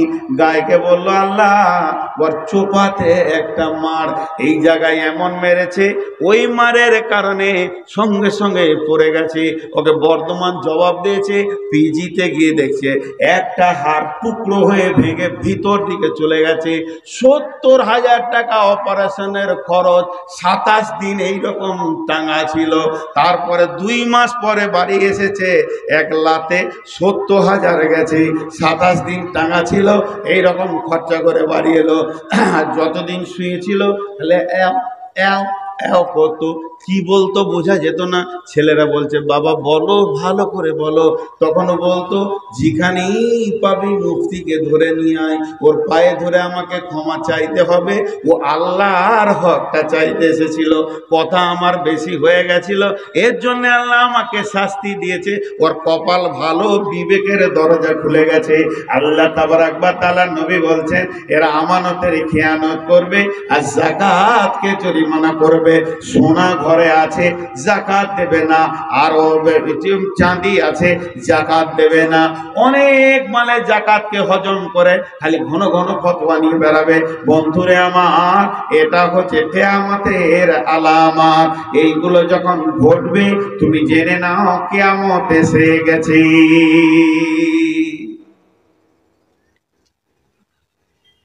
জনসাধারণের মানলে তারা খাবে, আমানতের খেয়ানতি চলবে, যাকাতকে জরিমানা করবে। তুল্লিমা লিগাইরি দিন, তুল্লিমা লিগাইরি দিন, তুল্লিমা লিগাইরি দিন। পলাশবনার মাদ্রাসাটা দেখে মনে হচ্ছে এতিমখানা, এতিমখানা। ছেঁড়া কাঁথা বালিশে ভর্তি হয়ে আছে, মাদ্রাসা পরিষ্কার পরিচ্ছন্ন হচ্ছে না। অত পরিমাণ টাকা নাই যে প্রতি বছর কমিটি এটাকে রং করবে, মার্বেল করবে। চলে যান একটা মিশন গাজলে চলে যান, কিংবা চলে যান মালদাতে যে মিশনগুলো হচ্ছে, 3 দিন জন্ম নেয়নি তত্তর করে 27 তলা হচ্ছে, সুন্দর চকচক করে ফুলের বাগান বানিয়ে দিচ্ছে। কার টাকা, কার টাকা, কার টাকা? এটা সরকারের লয়, আসমান থেকে নামেনি, পাবলিকের টাকা, পাবলিকের টাকা। একটা চকচকে হয়ে যাচ্ছে আর একটা হচ্ছে না। শুনলাম একটা ছেলে ক্লাস 8 না 9 পরীক্ষা দিয়েছে, মিশনে ভর্তি হবে। মিশনওয়ালা বলেছে ছেলেটা চলবে না। ছেলের বাপ বলেছে 1.5 লক্ষ টাকা আমি তোমাদেরকে ঘোষ দিচ্ছি, তাও ছেলেটা ভরে নাও। একটা ছেলেকে শুধু ভর্তি ফি দূরের কথা, 1.5 লক্ষ টাকা তলায় তলায় কমিটিকে দিচ্ছে। কমিটিটা ভাগ করে খাবে। কত লাভজনক ব্যবসা। অথচ মাদ্রাসায় ভর্তি করার পর 700 টাকা, 1,500 টাকা ভর্তি ফি। ইলেকট্রিক নিয়ে 1,500 টাকা করেছে। তারপরও বেটার বাপ বলবে চালিয়ে লাও, বছর ফেতরা থেকে দিতে পারছি না, জায়গিরি গিয়ে পড়ছে। এদেরকে আবার যদি বোর্ডিং ফি নেওয়া হয় দিতে চাইছে না। আল্লাহর নবী বলছেন এমন একটা জামানা আসবে রে, কোরআনের শিক্ষার পেছনে মানুষের ধ্যান, জ্ঞান, বুদ্ধি, বিবেক বলে কিছু থাকবে না। আর কোরআন বাদ দিয়ে ইংলিশ বলেন, সায়েন্স বলেন, সায়েন্স বলেন, কমার্স বলেন, ছেলেদেরকে পড়ানোর জন্যে মা বাপ ওঁট পেতে লেগে থাকবে। আপনি একটা কথা জেনেলেন, সাদা পৃথিবীর যত পড়া আছে ওই পড়াটার নাম কি? হাই স্কুলের পড়া, প্রাইমারিতে পড়া, কলেজে পড়া, বিশ্ববিদ্যালয়ে পড়া, ইউনিভার্সিটির পড়া, সব পড়াগুলোর এক কথায় নাম হলো জেনারেল। জেনারেল জেনারেল জেনারেল মানে হচ্ছে সাধারণ। আপনি যাবেন কাঞ্চনজঙ্ঘা, ট্রেনটা যখন দাঁড়াবে জিজ্ঞেস করবেন এসি কামরা কোনটা, বলে এটা এসি 2 টায়ার, এসি 3 টায়ার, এটা হলো স্লিপার, এটা হলো রিজার্ভেশন। জেনারেল কোনটা? যখন জেনারেল দেখবেন তো দেখবেন গরু ছাগলের মতো সব ঢুকে আছে, ওইটার নাম হলো জেনারেল, ওইটা বগি জেনারেল। আর এই জেনারেল বগিটা আপনার ছেলেকে আপনি তুলছেন। জেনারেলে বাংলা হলো সাধারণ শিক্ষা, জেনারেলে বাংলা হলো সাধারণ শিক্ষা, আর অজেনারেলের মানে হলো অসাধারণ শিক্ষা। এই শিক্ষাটা মাঝরাইলও আটকাতে পারবে না। পৃথিবীতে কাজে লাগবে। মাকে কেমন করে দেখতে হয়, বাপকে কেমন করে দেখতে হয়, ভাইকে কেমন করে দেখতে হয়, নামাজ কেমন করে পড়তে হয়, রোজা কেমন করে রাখতে হয়, পৃথিবীর যত দরকার সব কাজে লেগে গেল। আজরাইল এলো, তারপরেও লেখাটা কাটা যাবে না। কবরে আপনাকে বাঁচাবে, আযাব আসতে দিবে না। সুরামুল হাসরের মাঠে আপনাকে রাস্তা দেখাবে, পুলসেরাতে পার করে জান্নাতে নিয়ে যাবে। এটা হলো অসাধারণ শিক্ষা, ওটা হলো সাধারণ শিক্ষা। কি জানি আজকের গার্জেনদের মাথায় ঢুকে গেছে ডাক্তার করব। আপনার ছেলে ডাক্তার, মরে গেলে শেষ। আপনার ছেলে উকিল, মরে গেলে শেষ। আপনার ছেলে জজ, মরে গেলে শেষ। আপনার ছেলে ইঞ্জিনিয়ার, মরে গেলে শেষ। যতগুলো ডিগ্রি কলেজ দেবে, যতগুলো ডিগ্রি বিশ্ববিদ্যালয়ে দেবে, মরে গেলে শেষ। আর সে একাই পড়বে, একাই ভোগ করবে। আর আরবি পড়াবেন, ছেলেটা মৌলানা যদি হয়ে যায়, মরে গেলে শেষ নয়, মরে গেলে আসল কার্য শুরু হয়ে গেল। এবার আপনার জানাজা পড়বে কে? বেটা জানাজা পড়বে। আব্বার জানাজা পড়বে কে? বেটা জানাজা পড়বে। মায়ের জানাজা পড়বে কে? বেটা জানাজা পড়বে। এই রকম সৌভাগ্য শিক্ষাটাকে দূরে সরিয়ে দিয়েছে। আল্লাহ নবী আফসোস করে বলছেন, কিয়ামত কখন হবে রে? যখন আমার উম্মতরা স্বামী স্ত্রীতে শুয়ে শুয়ে বলবে বেটা হয়েছে মিশনে দিব, ডাক্তার করব, কিন্তু বলবে না একে কোরআনের হাফেজ বানাবো, মৌলানা বানাবো। জেনে নাও তাদের ধ্যান ধারণা, স্বামী স্ত্রীর ধারণা ছেলেটার উপরে চলে যাবে জেনারেলের দিকে। কত মা গায়ের দি।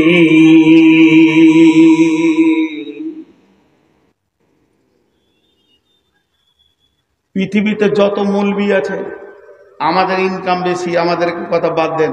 এই মাদ্রাসায় যেগুলো আছে আনাকুম পড়াতে, মক্তবে আনাকুম জানাকুম পড়াতে, সবাই শান্তিতে বাস করে, চ্যালেঞ্জ, কেউ দুঃখে নেই। আল্লাহ আলেমদেরকে একটা আসমান থেকে শান্তি দেয়। কি বলছেন? ডাক্তার। সবাই খালি ছেলে বলছে ডাক্তার করবো, তা রুগী কে হবে রে বাপ? সব ডাক্তার করবে। কালকে একজনে খুশি হয়ে বলছে, জানেন আমার ছেলে ডাক্তারি চান্স পেয়েছে। ভালো করেছে, ওটা শোনাইতে হবে না। হাফেজ করেছেন না? ভাগেন আমার কাছ থেকে, আমার কাছ থেকে ভাগেন আপনি। আমাকে শুনতে আমি পারি না, আমাকে কষ্ট হয়। আল্লাহর কসম, আল্লাহর কসম, আল্লাহর কসম, যদি মিথ্যা কথা বলে থাকি তা আল্লাহকে কিয়ামতে জবাব লাগবে। আমি এগুলোকে ঘৃণা করি। আমি আলেমকে সম্মান করি। হাজি ভাই, এই পৃথিবীর কথা বলছি, আখিরাতের কথা বাদ দেন। এই পৃথিবীতে সব থেকে আমার জানের কলিজার প্রিয় কে? আমার জানের কলিজার প্রিয় কে? আমার মা মারা গেছে, আমি জানাজা পড়তে পারিনি। 5 বছর বয়স খেলা করছিলাম, আমার মনে আছে একটু একটু, যে আমি রাস্তাতে ধুলাবালি নিয়ে খেলছি আর মায়ের লাশ নিয়ে সবাই চলে গেল। তার মানে আমার জ্ঞান ছিল না, জানাজা পড়িনি। আব্বার জানাজা আমি পড়েছি, এখন আব্বা নাই, আমার চলে গেছে। তো আছে আমার ঘরে 2টি মানুষ, একটা আমার স্ত্রী, একটা আমার মেয়ে। একটা আমার স্ত্রী, একটা আমার মেয়ে। তো এই পৃথিবীতে সব থেকে কলিজার টুকরা হচ্ছে আমার মেয়েটা। আমার আর দ্বিতীয় কোনো সন্তান নেই, আমার দ্বিতীয় মেয়েও নেই আর ছেলেও নেই। আল্লাহ আমাকে একটা মেয়ে দিয়েছে, অনেক পরীক্ষার পর দিয়েছে। বিয়ের 9 বছর পর মেয়েটা জন্ম নেয়। এখন মেয়েটা রানিং বয়স 20 বছর, মেয়ের মেয়ে হয়ে গেছে এখন। তো ওই মেয়েটা আমার কলিজার টুকরা। তাহলে বলেন, সত্য কথা বলছি, স্বামী স্ত্রীতে যখন ও পেটে ছিল চিন্তা করতাম আলেম মৌলানা মুফতি করব, কিন্তু মেয়ে হয়ে গেল। আমি আবার মহিলা মাসে ঘৃণা করি, ভর্তি করিনি। অল্প পড়েছি, মেয়েটা মাধ্যমিক দিয়েছে। মাধ্যমিক দেওয়ার পর বাড়ি থেকে অনলাইনে সে এইচএস করলো, অনলাইনে এখন গ্র্যাজুয়েশন করেছে, অনলাইনে, স্কুল যায়নি। চ্যালেঞ্জ, ক্লাস 8 থেকে স্কুল দেখাইনি আর। সেই মেয়েটার বিয়ে দিব, মাস্টার এসেছে আমার কাছে, ওকে বলছি তো ভাগ, মাস্টারকে আমি মেয়ে দিব না। কারণ মাস্টাররা মাসের 25 তারিখে ঋণে ভুগে, আর হাটে গেলে কানা বেগুন ছাড়া ভালো বেগুন কিনে না। এদের মূলে মেরে দিয়েছে, এদের কাল্লা এত বড় হার কিপটে পৃথিবীতে আর কেউ নাই মাস্টারদের থেকে। আর গোটা হাট খুঁজে পুঁটি মাছটি নিয়ে বাড়ি যাবে। মাস্টাররা, এদের চরিত্ররা এরকম। একটা তরমুজকে কেটে 6 পিসের 1 পিস নিয়ে যাবে রমজান মাসের নাম মাস্টার। তো মাস্টারকে মেয়ে দিইনি। তারপরে সে ডাক্তার, চলবে না এখানে। তারপরে ব্যাংকে ম্যানেজার, তুই তো সুদের টাকা লারিস, তুই ফের আমার ঘর কি করে এলি রে, ভাগ। সব করেছি। মেয়েকে বিয়ে দিয়েছি একটা মদিনা পাস করা আলিম, মদিনা পাস করা আলিম, মাদানী, মাশাআল্লাহ। আমার বিশ্বাস, যার কাছে কোরআন এবং হাদিসের সব কিছু সম্ভার আছে, ওই ছেলেটা আমার মেয়েকে কোনোদিন পৃথিবীতে বেঈমানি করতে পারবে না। ভালোবাসা যেটা রসুল বলেছে ওটাই দিবে। যেদিন মেয়েটার বিয়ে হলো, আমি বিয়েটা পড়ালাম, পড়ানোর পর মেয়ের হাত ধরে আমি নিজে ছেলের হাতে দিলাম। 2টি কথা বলেছিলাম, বাবারে, মেয়েটাকে আমি প্রাণ দিয়ে ভালোবেসেছি, আমার কলিজার টুকরা, কোনোদিন একটা থাপ্পড় মারিনি। পার্থিব জীবনে কোনো মাল যদি নষ্ট করে দেয় আমার মেয়ে তোমার, তাহলে তুমি মারিও না, ওকে একটু ধুমকি করবে, এটা আমি আবেদন করছি। তবে তোমাকে আলেম হিসেবে মেয়েটা দিলাম, যদি আমার মেয়ে শরীয়তের বেলাইন কিছু করে, যে কাজটা করলে সে জাহান্নাম চলে যাবে, মেরে তুমি হাত পা ভেঙে দিবে, আমাদের তরফ থেকে কিছুই কোনো শব্দ যাবে না। আমি চাইছি তুমি আমার মেয়েকে সঙ্গে করে জান্নাতে পৌঁছাবে, এর জন্য আমি মেয়েকে দিয়েছি। বন্ধুরে আমার, আমি সব থেকে বড় আলেমকে ভালোবাসি, যদি মক্তবের আলেমও হয়, আমার প্রাণ প্রিয় সে বন্ধু, তাকে আমি অন্তর দিয়ে ভালোবাসি। ডাক্তার ইঞ্জিনিয়ারের কোনো মূল্য নাই, এই মূল্যটা কতদিন? ইদা তোকে যাল পাইও তো বানান ওয়াল আমানাতু মাগানাবান ওয়াজ যাকাতু মাগরামান তুআল্লিমা লিগাইরি দিন দিন দিন বেঁধে রেখে বেদিনের শিক্ষার প্রচার প্রসার বেড়ে যাবে। অথচ বিশ্ব নবী বলছেন, যদি ছেলে আলেম হয়, যদি ছেলে কোরআনের হাফেজ হয়, যে ছেলেটা কোরআনের হাফেজ হবে তার তো সম্মান আছেই আছে। তার মা বাপের ব্যাপারে রাসূল কি বলছেন? কঠিন কিয়ামতের দিনে যেদিন মানুষ পেরেশান হবে, ইয়া নাফসি ইয়া নাফসি ইয়া নাফসি ইয়া নাফসি ইয়া নাফসি করে বেড়াবে, সেদিন আলিম হাফিজের মাকে আল্লাহ তাবারক ওয়া তাআলা মতির মিম্বারে বসিয়ে দেবেন। কিয়ামতের দিন তারা মতির মিম্বারে বসে থাকবে, আর সারা হাসরবাসী তাকিয়ে দেখ বলবে, এই লোকটার ছেলে আলিম। ছেলেটার তো দূরের কথা, কোন ফেসিলিটি পাবে সেটা জানি, আল্লাহ জানে, কিন্তু তার মা বাপের কথা বলছে, এই মেয়েটির পেটে বাচ্চা আলিম কিংবা হাফিজ, এই ছেলেটা লোকটার বেটা হাফিজ কিংবা আলিম। কিয়ামতের ময়দান যেটা 50,000 বছরের দিন হবে, সেই দিনে সম্মান পাবে। বন্ধুরে, আপনি কোটি টাকা খরচা করে ডাক্তার করলেন, 18 লক্ষ টাকা খরচা করে ডাক্তার করলেন, 72 লক্ষ টাকা খরচা করে ডাক্তার করলেন, 50 লাখ টাকা খরচা করে ডাক্তার করলেন, যেদিন মারা যাবে সব কেটে যাবে, আর কিছু পাবেন না। কিয়ামতের মাঠে আল্লাহ বলবে না যেটা ডাক্তারের বাপ, এটা আমার ইঞ্জিনিয়ারের বাপ, এটা হবে না, বরং সে নামাজ পড়ে কিনা তার উপরে বিচার হবে।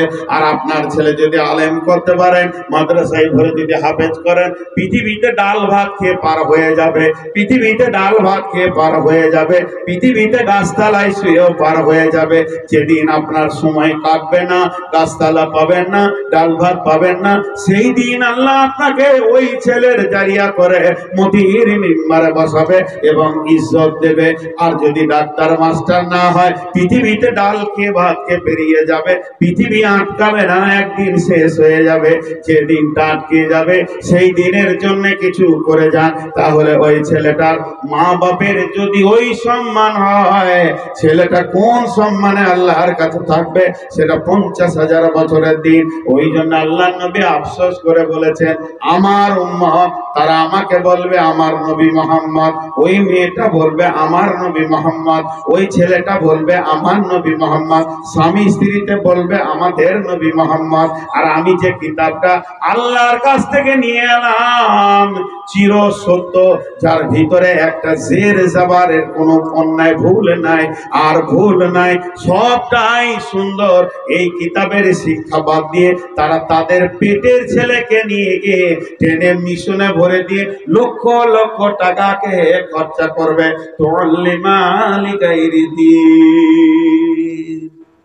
আগো বাবজি, যদি আপনি পালান তো আমি জালসা কাকে শোনাবো গো বাবজি? তাও চলে গেলেন গো। আপনারা পালাইলে জালসা কাকে শোনাবো? যা স্টপেজ লিখে না, শুনছে না, দিলে রহম নাই।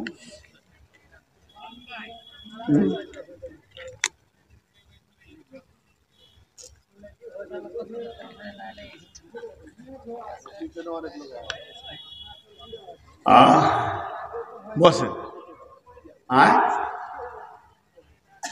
তারপরে নবীজি বলছেন, আতার রাসূল উমরাতহু, আতার রাসূল উমরাতহু, আতার রাসূল উমরাতহু মানে হচ্ছে পুরুষেরা মেয়েদের বশীভূত হয়ে যাবে, পুরুষেরা মেয়েদের পেছনে পেছনে ঘুরবে। যদি তফসিরটা বুঝতে হয় তো একবার ধরে মেলাতে যান, দেখেন গা, পুরুষেরা মেয়েদের পেছনে ঘুরবে। কিন্তু উচিত ছিল মেয়েরা পুরুষের পেছনে ঘুরবে, তার একটা স্থান দরকার, তার একটা ছায়া দরকার, তার একটা গাছের ছায়া দরকার। এই জন্য পুরুষকে পাত্র বলা হয়। পাত্র মানে স্থান, পাত্র মানে থান, সেখানে তোমাকে পাত্রী দেয়া হবে। মেয়েরা হবে আশ্রিতা, মেয়েদেরকে বলা হবে আশ্রিতা, এরা আশ্রয় নেবে। আর পুরুষ হবে আশ্রয় দাতা। মাতা। অতএব পুরুষ তো পুরুষই, পুরুষ তো পুরুষই, সে পুরুষ হয়ে থাকবে, মেয়ে এসে তার কাছে স্থান নেবে।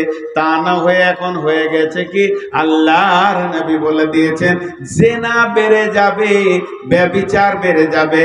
আর মেয়েটা যখনই ব্যাচিলিয়ার হবে, ও মনে মনে ভেবে নেবে কত পুরুষ আমাকে পাগল হয়ে আছে, পাগল বানানোর জন্য ও সাজবে, নিজেকে সাজাবে, নিজেকে ভালো করে যত রকম কসমেটিক্স লাগে সাজাবে, রাস্তায় ঘুরবে।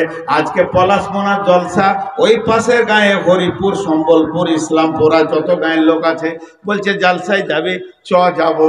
যাবি তো চ যাবো।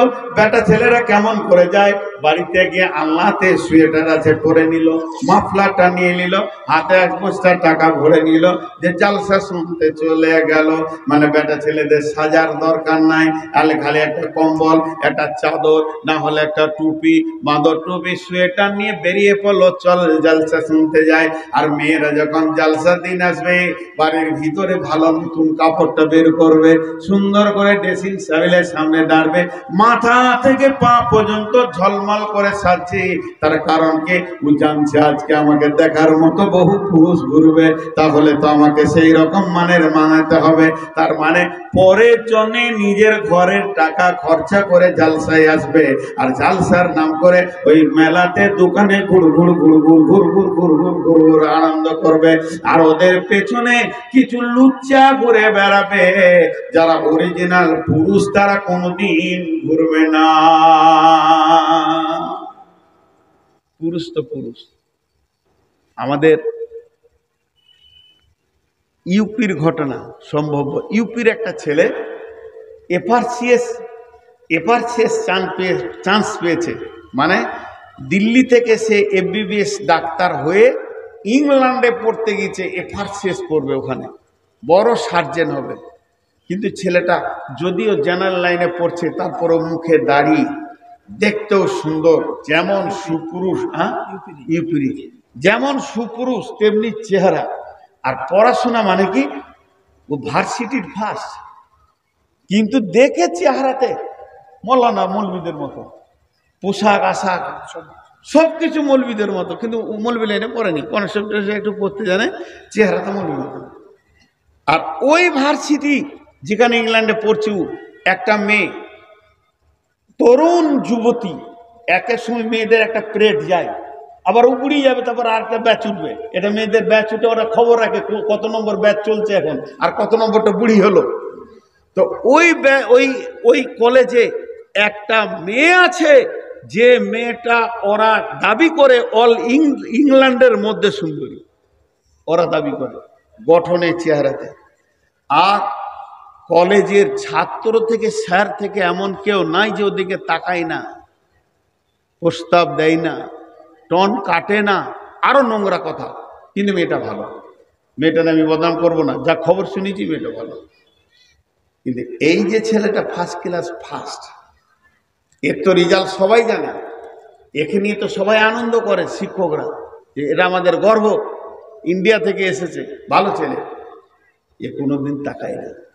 মেয়েটা মনে মনে ভাবে, কি ব্যাপার রে, সারা আমাকে নিয়ে সবাই পাগল, আর ই তাকাবে না, মানে একবার কোনোদিন কথাও বলছে না। ওর পেছনে পেছনে ঘুরে, মেয়ের পেছনে সবাই ঘুরে, কিন্তু মেয়েটা ওইটার পেছনে ঘুরে, যেটা আল্লাহর নবী বলেছেন, আতার রাসূল ইমরাতুহু, মেয়েদের পেছনে পুরুষ ঘুরবে। কিন্তু এই অরিজিনালটা দেখিয়ে দিল না, আসলে তা তো নয়। হওয়ার দরকার ছিল পুরুষের পেছনে মেয়ে ঘুরবে, ওই মেয়েটার পেছনে পড়ে গেল। ভাই কথা বলতে পারি কি, ওর দিকে তাকাই না, কি বলছো বলো, এটা কি ওটা কি, সাবজেক্টের 5টা কথা শুধায়, যাতে করে অন্য কথা প্রস্তাব করবে, সব বলে দেয়, বলে তুমি এখান থেকে যাও, আমি মহিলা দেখি না, মহিলার দিকে আমি তাকাই না। মেয়েটারও অবাক হয়ে গেল, মেয়েটার মনে দৃঢ় বিশ্বাস হয়ে গেল, এই ছেলেটা যার স্বামী হবে স্ত্রী ছাড়া পৃথিবীর দ্বিতীয় কোনো মেয়েকে দেখবে না, স্ত্রী ছাড়া দ্বিতীয় কোনো মেয়েকে দেখবে না। স্বামী করতে গেলে একই করতে হবে। বাপ মাকে প্রস্তাব দিল, এমন একটা ছেলে আমাদের দেশে এসেছে যে ছেলেটা পৃথিবীর কোনো মেয়েকে দেখে না, ইভেন আমার মতো মেয়েটা সুন্দরীতাও তাকায় না। আমি তার কাছে গেছি কিছু জানার জন্য, আমার দিকে না তাকিয়ে বলে দিয়েছে কিন্তু তাকাই না, আব্বা এটাকে প্রস্তাব দাও, ওটাকে আমাকে স্বামী বানাতেই হবে। তার মা বাপ উঠে বেড়ে লাগলো, কিন্তু ছেলে পাস করে চলে এলো, আর বিয়ে করেনি। ভাইয়েরা আমার, কথা হচ্ছে পুরুষ যদি পুরুষের মতো হয়, ডিগ্রি যদি হাসিল হয়, মেয়ে তার পায়ের তলায় এসে পড়বে। কিন্তু আজকের যুগে মা বোনেরা বুঝে না, যে ছেলেটা তোমার পেছনে ঘুরছে, ও বেটি রে, যে ছেলেটা তোমার পেছনে ঘুরছে, জেনে লাও ওই চরিত্রহীনটা আর যে 5 জনের সাথে ঘুরে না, এর কোনো গ্যারান্টি আছে?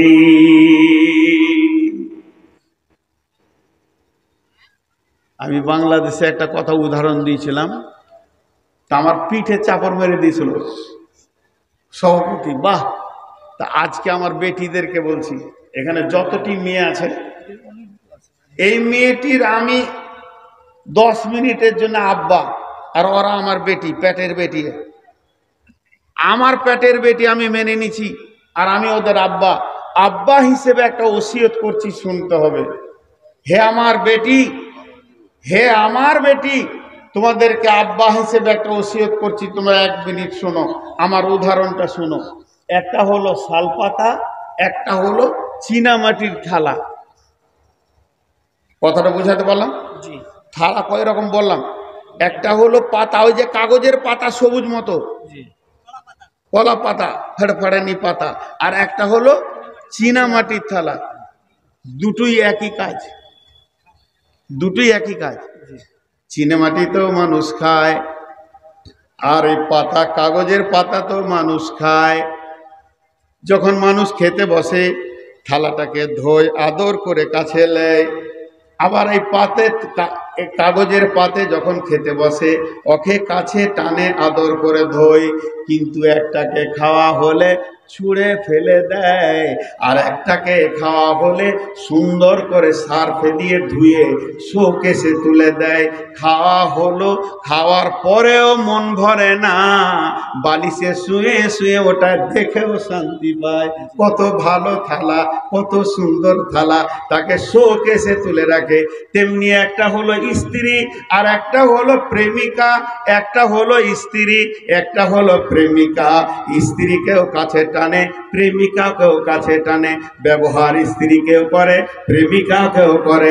প্রেমিকাকে ব্যবহার হলে ছুঁড়ে ফেলে দেয়, আর বিবিকে ব্যবহার হলে গোসল করে কাছে টেনে নেয়। বিবি চোখের সামনে থাকবে, স্বামীর কলিজা ঠান্ডা হবে, জানটা ভরে যাবে। শুধু ব্যবহার করা নয়, চোখের সামনে ঘুরলেও স্বামীর কলিজাটা ঠান্ডা হয়। এর নাম হলো বিবি। বিবি হও, প্রেমিকা হয়েও না। একবার চেটে নিবে, তোমাকে জীবনের মতো ছুঁড়ে ফেলে দিবে। মধু খেলে আর তোমার কোনো চান্স লাগবে না। মোটা মাথা আমার বেটিরা বুঝে না, লুচ্চাদেরকে পেছনে নিয়ে ঘুরে ও আনন্দিত হয়ে যায়।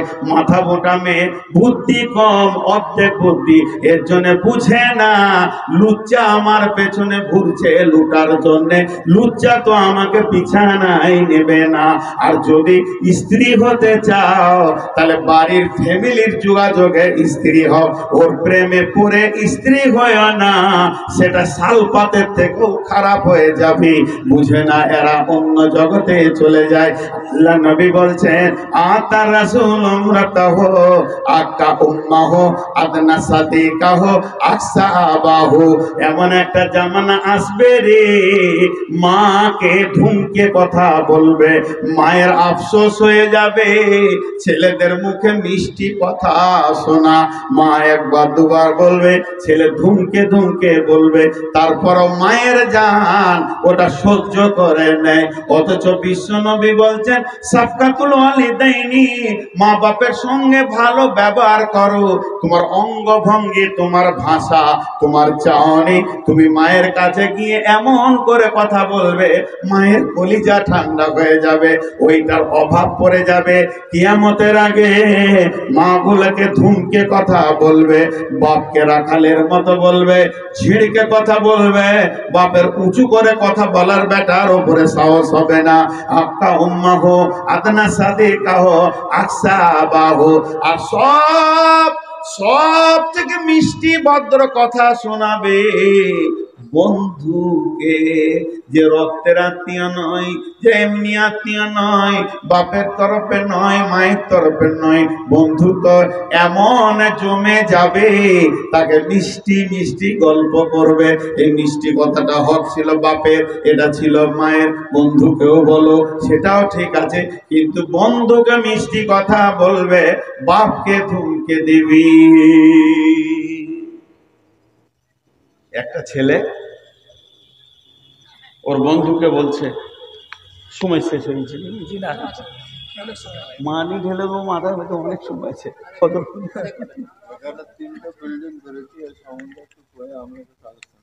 ওই রকম কোন হাদিসে পেছি না যে 3টে বিল্ডিং বলে একটাও হাদিস, আর কোরআনের আয়াত নেই।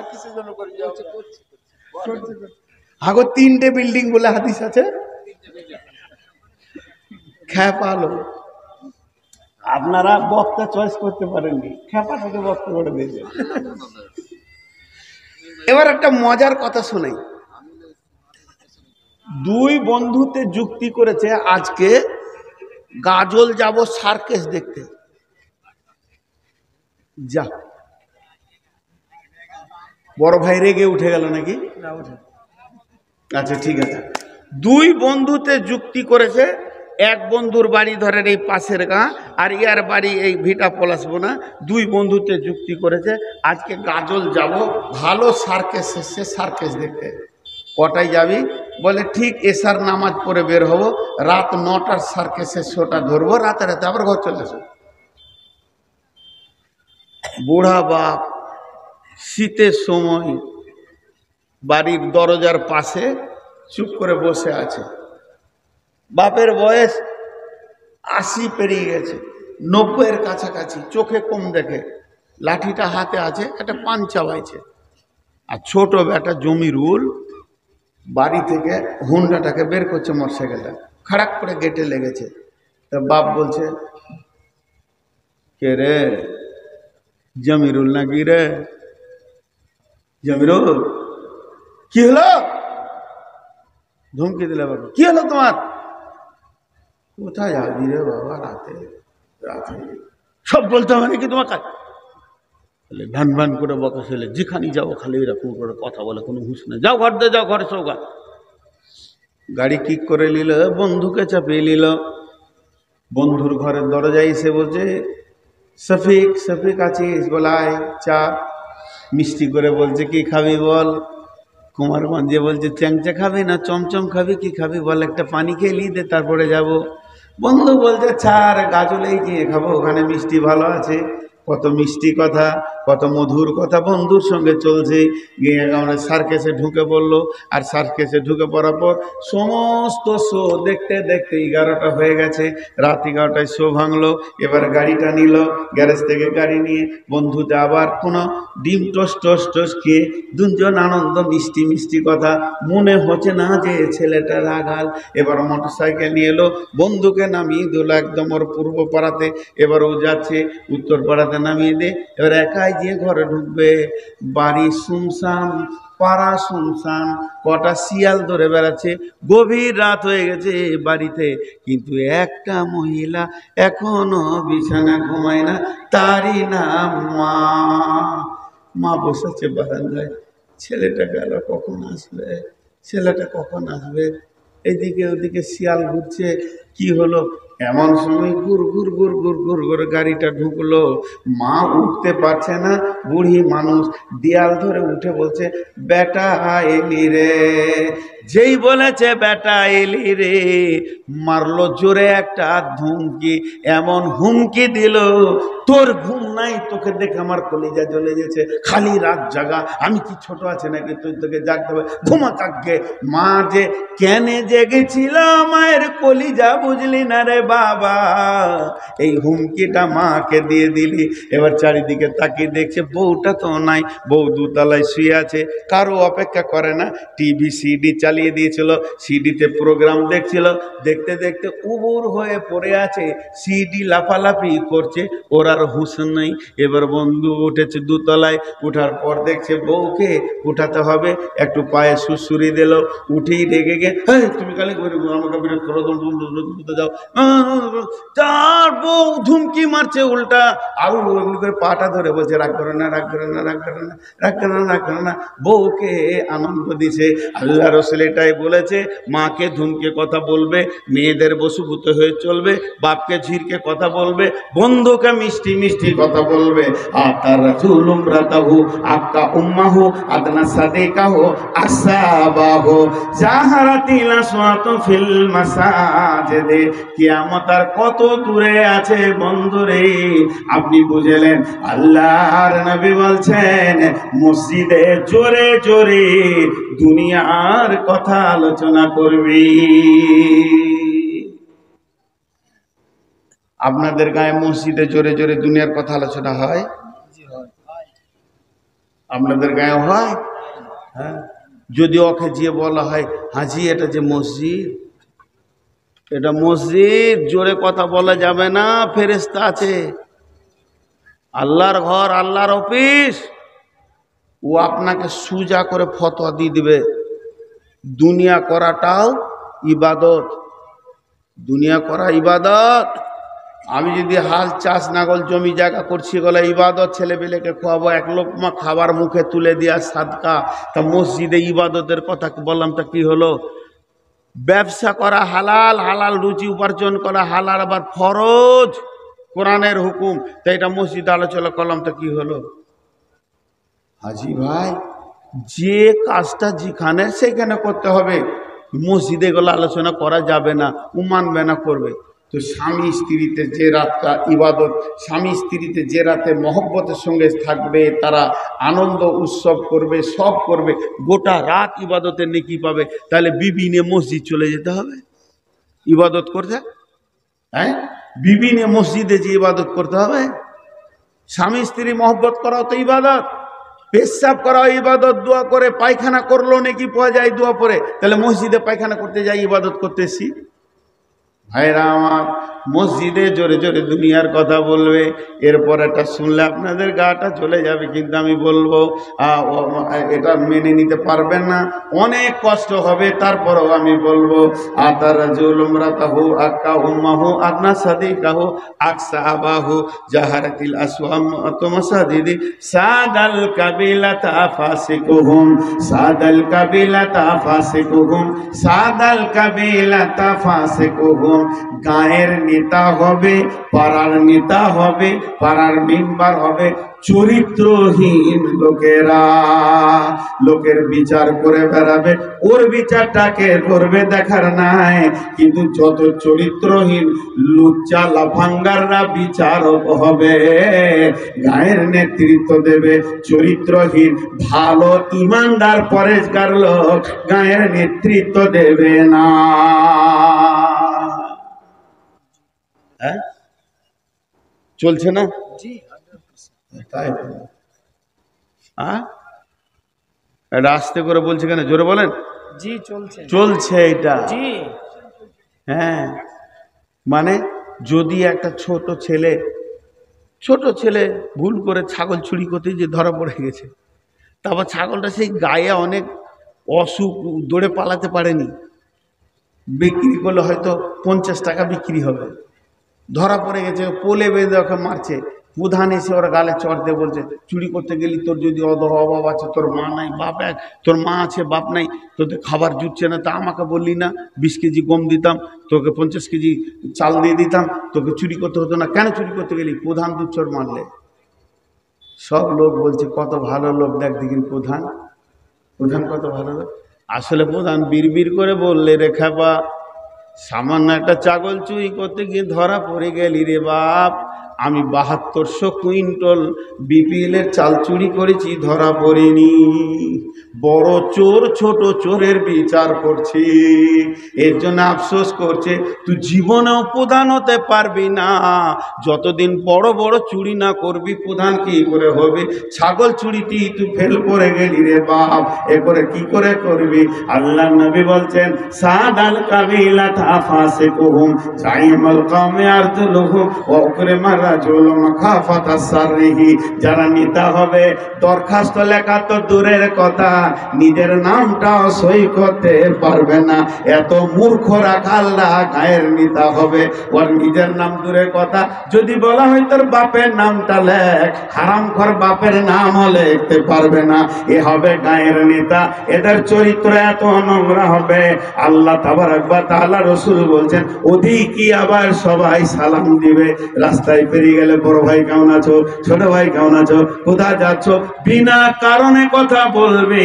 কিন্তু এইদিকে যদি বদরুদ্দোজা নাকবির মতো একটা আলেম পেরিয়ে যায়, দুজনাও অত কথা বলবে না যত কথা নেতাকে বলবে। নবীজি সেটা বলে দিয়েছেন। কেন বলবে? মাখাফাতার সাররিহি, মাথা চলে যাওয়ার ভয়ে কথা বলবে। কারণ ও গুন্ডা আছে, এলাকার নেতা আছে, ও যদি ওকে একটু সারা শব্দ না করি পরবর্তীকালে আমার মাথা চলে যেতে পারে। এটা হচ্ছে কিয়ামতের আলামত। বিশ্বনবী বলছেন এরপরে আমার উম্মতের কি হবে শুনে নাও। ও জাহারাতিল কায়নাতু ওয়াল মাযিফু, ঘরে ঘরে গান বাজনা ঢুকে যাবি। এখন পকেটে পকেটে ঢুকে গিয়েছে গান বাজনা, যত শুনতে পারেন।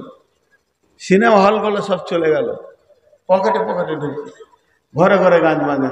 আপনার এখানে যারা মুরব্বী বসে আছেন বলেন, একবার মুখ খুলেন, একবার এই মুরব্বীদের মুখের কথাটা শুনতে চাইছি। বাপজি আপনারা দয়া করে মুখ খুলবেন।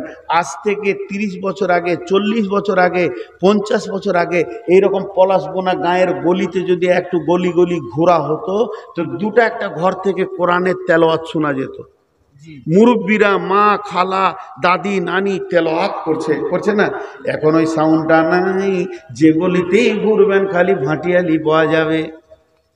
এমনকি জলসাতেও মৌলবীরা ভাটিয়ালি চালিয়ে দিছে বন্ধুরা আমার। তারপরে সে আবার প্রধান বক্তাও হয়ে গেছে, তার গান বাজনা এমন বেড়ে যাবে, ওই অবস্থায় কি হবে? অসুরিবাতিল খুমুর, আমার উম্মত মদের বোতল ধরে ফেলবে। এরা মদ পান করবে, এত মদ পান করবে এদের হুঁশ থাকবে না। আল্লাহ নবী যখন ফেরাজে গেলেন, নবীজির কাছে 2টি গিলাস আনা হলো। জিবরাইল আনলেন, একটাতে ছিল দুধ আর একটাতে ছিল মদ, শরাব ঢাকা ছিল। নবীজিকে বলা হলো ইয়া রাসূলুল্লাহ, যেটা ইচ্ছা সেটা আপনি তুলেলেন। আমার নবী দুধের গ্লাসটা তুলে নিলেন, আর জিবরাইল বলে দিলেন ইয়া রাসূলুল্লাহ, আপনার উম্মত বেঁচে গেল। আপনি যদি মদের বোতল তুলে নিতেন, আপনার উম্মত কিয়ামত পর্যন্ত আর হুঁশ ফিরে পেত না। এত খোয়া খেত, তাদের হুঁশই আর থাকতো না। জোহর আসর দূরের কথা, কিয়ামত পর্যন্ত বেহুশ হয়ে পড়ে থাকতো। আপনি দুধের গ্লাস তুলে নিলেন, কিন্তু হতভাগা মুসলমান সেই গরুর বাড়িতে গরু দুধ দিচ্ছে 20 লিটার, সেই 20 লিটার দুধকে টেনে বের করে দুইয়ে বালতি করে ঘোড়া করে নিয়ে গিয়ে কুমারগঞ্জে চায়ের দোকানে বিক্রি করে দুধের টাকাতে মদের বোতল কিনে বাড়ি ঢুকছে। এ হতভাগা, তোর ঘরে দিলে আল্লাহ দুধ, বরকতের দুধ, রহমতের দুধ তুই পান করবি, সেটাকে বিক্রি করে সেই টাকাতে মদ খেয়ে ঘর ঢুকলি। আল্লাহ নবী বলেছেন লা তাসরিবান্নাল খামরা ফাইন্নাহু রাসুন কুল্লা ফাহিশাতিন, লা তাসরিবান্নাল খামরা ফাইন্নাহু রাসুল কুল্লি ফাহিশাতিন। খবরদার উম্মত রে, মদ পান করিও না। মদ হলো একটা ফাহেসা কাজের মাথা। আর এক জায়গায় বলেছেন ফাইন্নাহু মিফতাহুন নার, সেটা হলো আগুনের, জাহান্নামের চাবি কাঠি। তার মানে কিয়ামত কাছে এসে বন্ধুরে, কিয়ামত আর বেশি দূরে নাই, কিয়ামত আর বেশি দূরে নাই। 14টা বলা হলো, এবার 15 নম্বরটা আমার নবী আফসোস করে বলছেন, লানা হাদিহিল উম্মাতু আউয়ালুহা।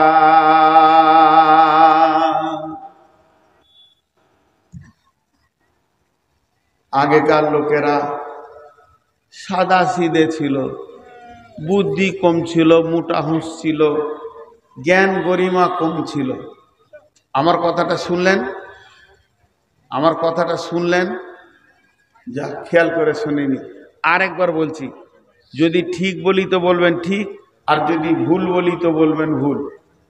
বহু প্রাচীন যুগের লোকেরা তাদের বুদ্ধি কম ছিল, মাথা মোটা ছিল, হুঁশ কম ছিল, সাদা বাটা লোক ছিল। ঠিক না ভুল? কথা বলে না এতগুলি লোক। আর একবার বলছি ঠিক বুঝার জন্যে, কথাটার খুব গুরুত্ব আছে। বহু প্রাচীন যুগের লোকরা সাদা বাটা ছিল, হুঁশ কম ছিল, বুদ্ধি কম ছিল, সাদা সিধে ছিল। ঠিক না ভুল?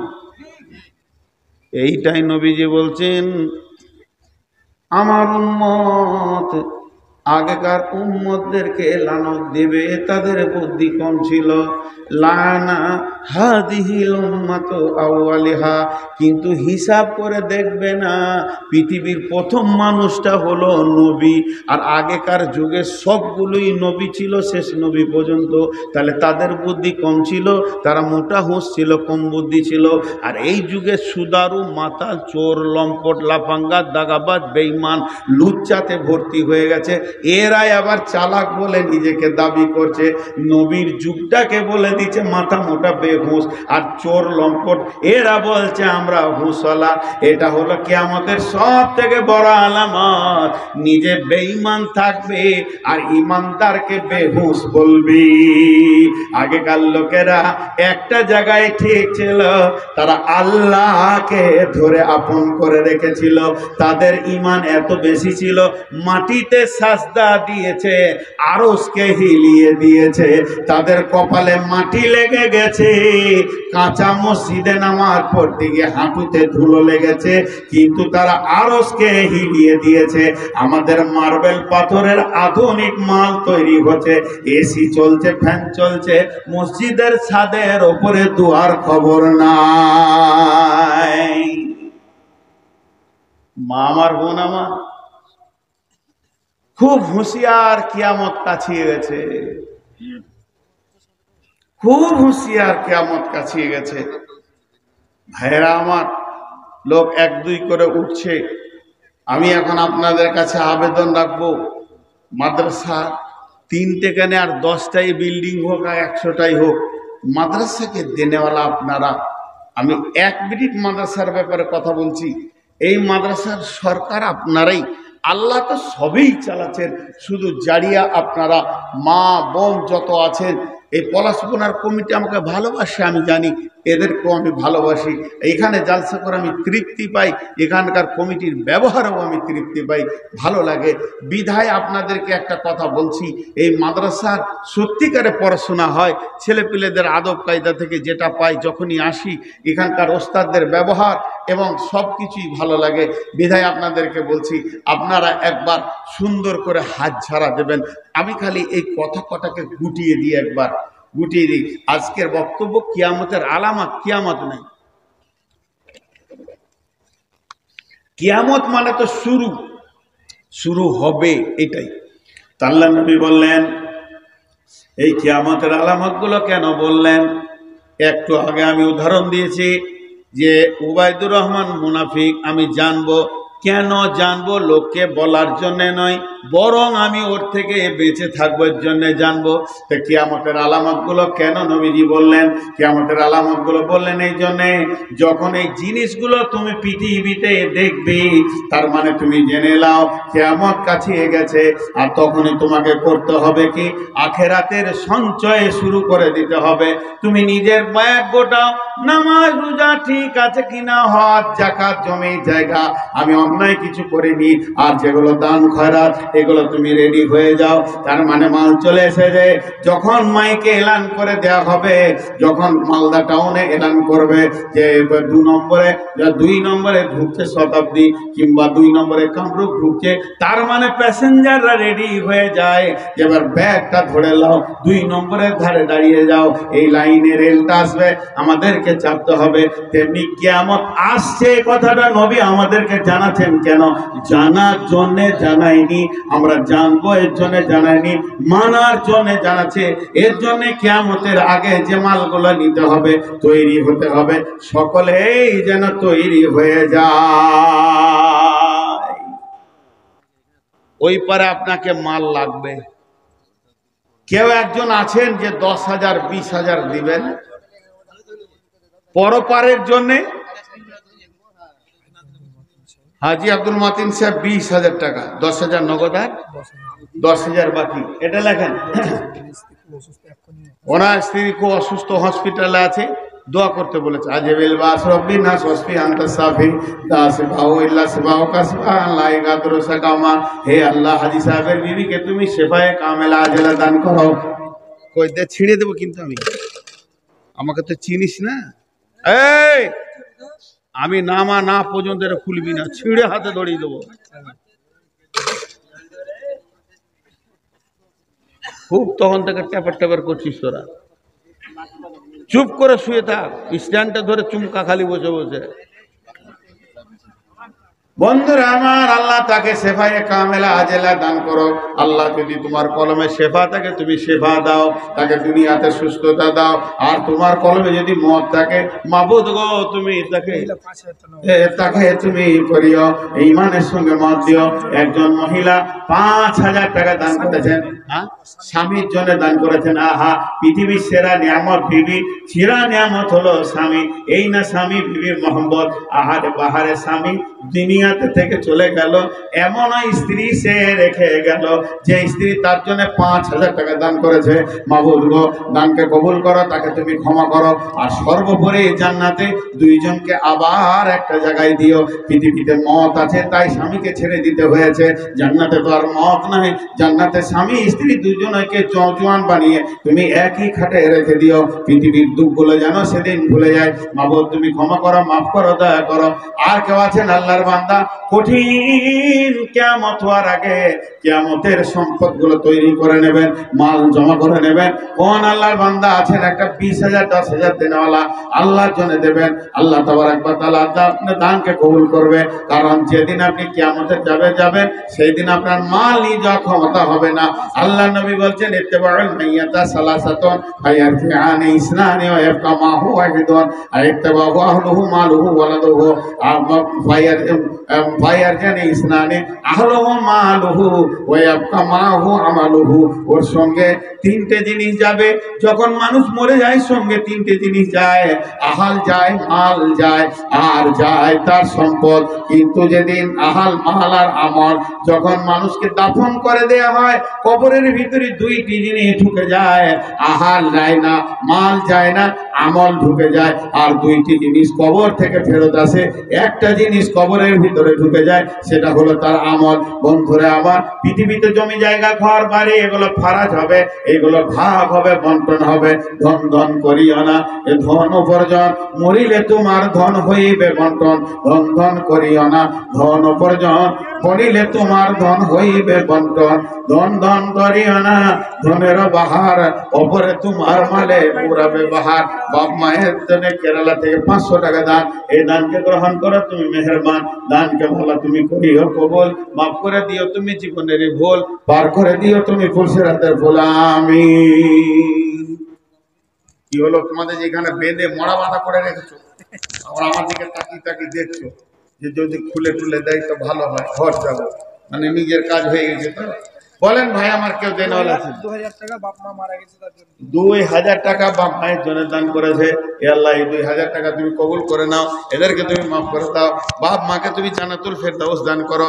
শুধু বাপ মাকে দান করবো এটা নয়, সন্তান যে দান করেছে তাকেও তার বদলা দাও, এবং বাপ মাকে সন্তানের সঙ্গে কিয়ামতের ময়দানে তুমি সাক্ষাৎ করিয়ে দাও। কঠিন কিয়ামতের দিন আল্লাহ এদেরকে বাপ বেটা একসঙ্গে সাক্ষাৎ করাবে। জাযাকাল্লাহ, হাইয়াকাল্লাহ, বারাকাল্লাহ, আলহামদুলিল্লাহ। বন্ধুরে, আর কেউ আছেন কি দিয়ে যান? হে আল্লাহ, তোমার বান্দাদের দান করো, তুমি গ্রহণ করো। যে জানিও যে দান করছে নিয়ে পুরা করে আয়াতে তৈয়বা দাও, রুজি রোজগারে বরকত দাও, হালাল উপার্জন দাও। 500 টাকা দান করে গেল বাবু, এই দানকে তুমি করিও কবুল। মাফ করে দিও তুমি জীবনের ভুল, পার করে দিও তুমি পুরুষরাদের ভুল। যার কাছে যা আছে দেন, 100, 200, 50, 20, 50। আল্লাহ, তোমার বান্দাদের দান করে তুমি কবুল করে নাও, এদেরকে মাফ করে দাও, ক্ষমা করে দাও। নিশ্চয়ই তোমার দ্বারা তোমাকে ভালোবাসে। আর 100 টাকা একজন দিয়ে গেল, মাশাআল্লাহ, জাযাকাল্লাহ, হাইয়াকাল্লাহ, বারাকাল্লাহ। এই দানগুলোকে তুমি কবুল করে নাও, এদেরকে তুমি মাফ করে দাও, এদেরকে তুমি ক্ষমা করো, এদেরকে তুমি দয়া করো। দিতেন বলে সব দিতেন বলে লিখি তারা শেষ হতে চলেছে এখন কি না যেছে না, যাও যাও নিয়ে যাও। মাশাআল্লাহ, আল্লাহ তোমার দান করেছে।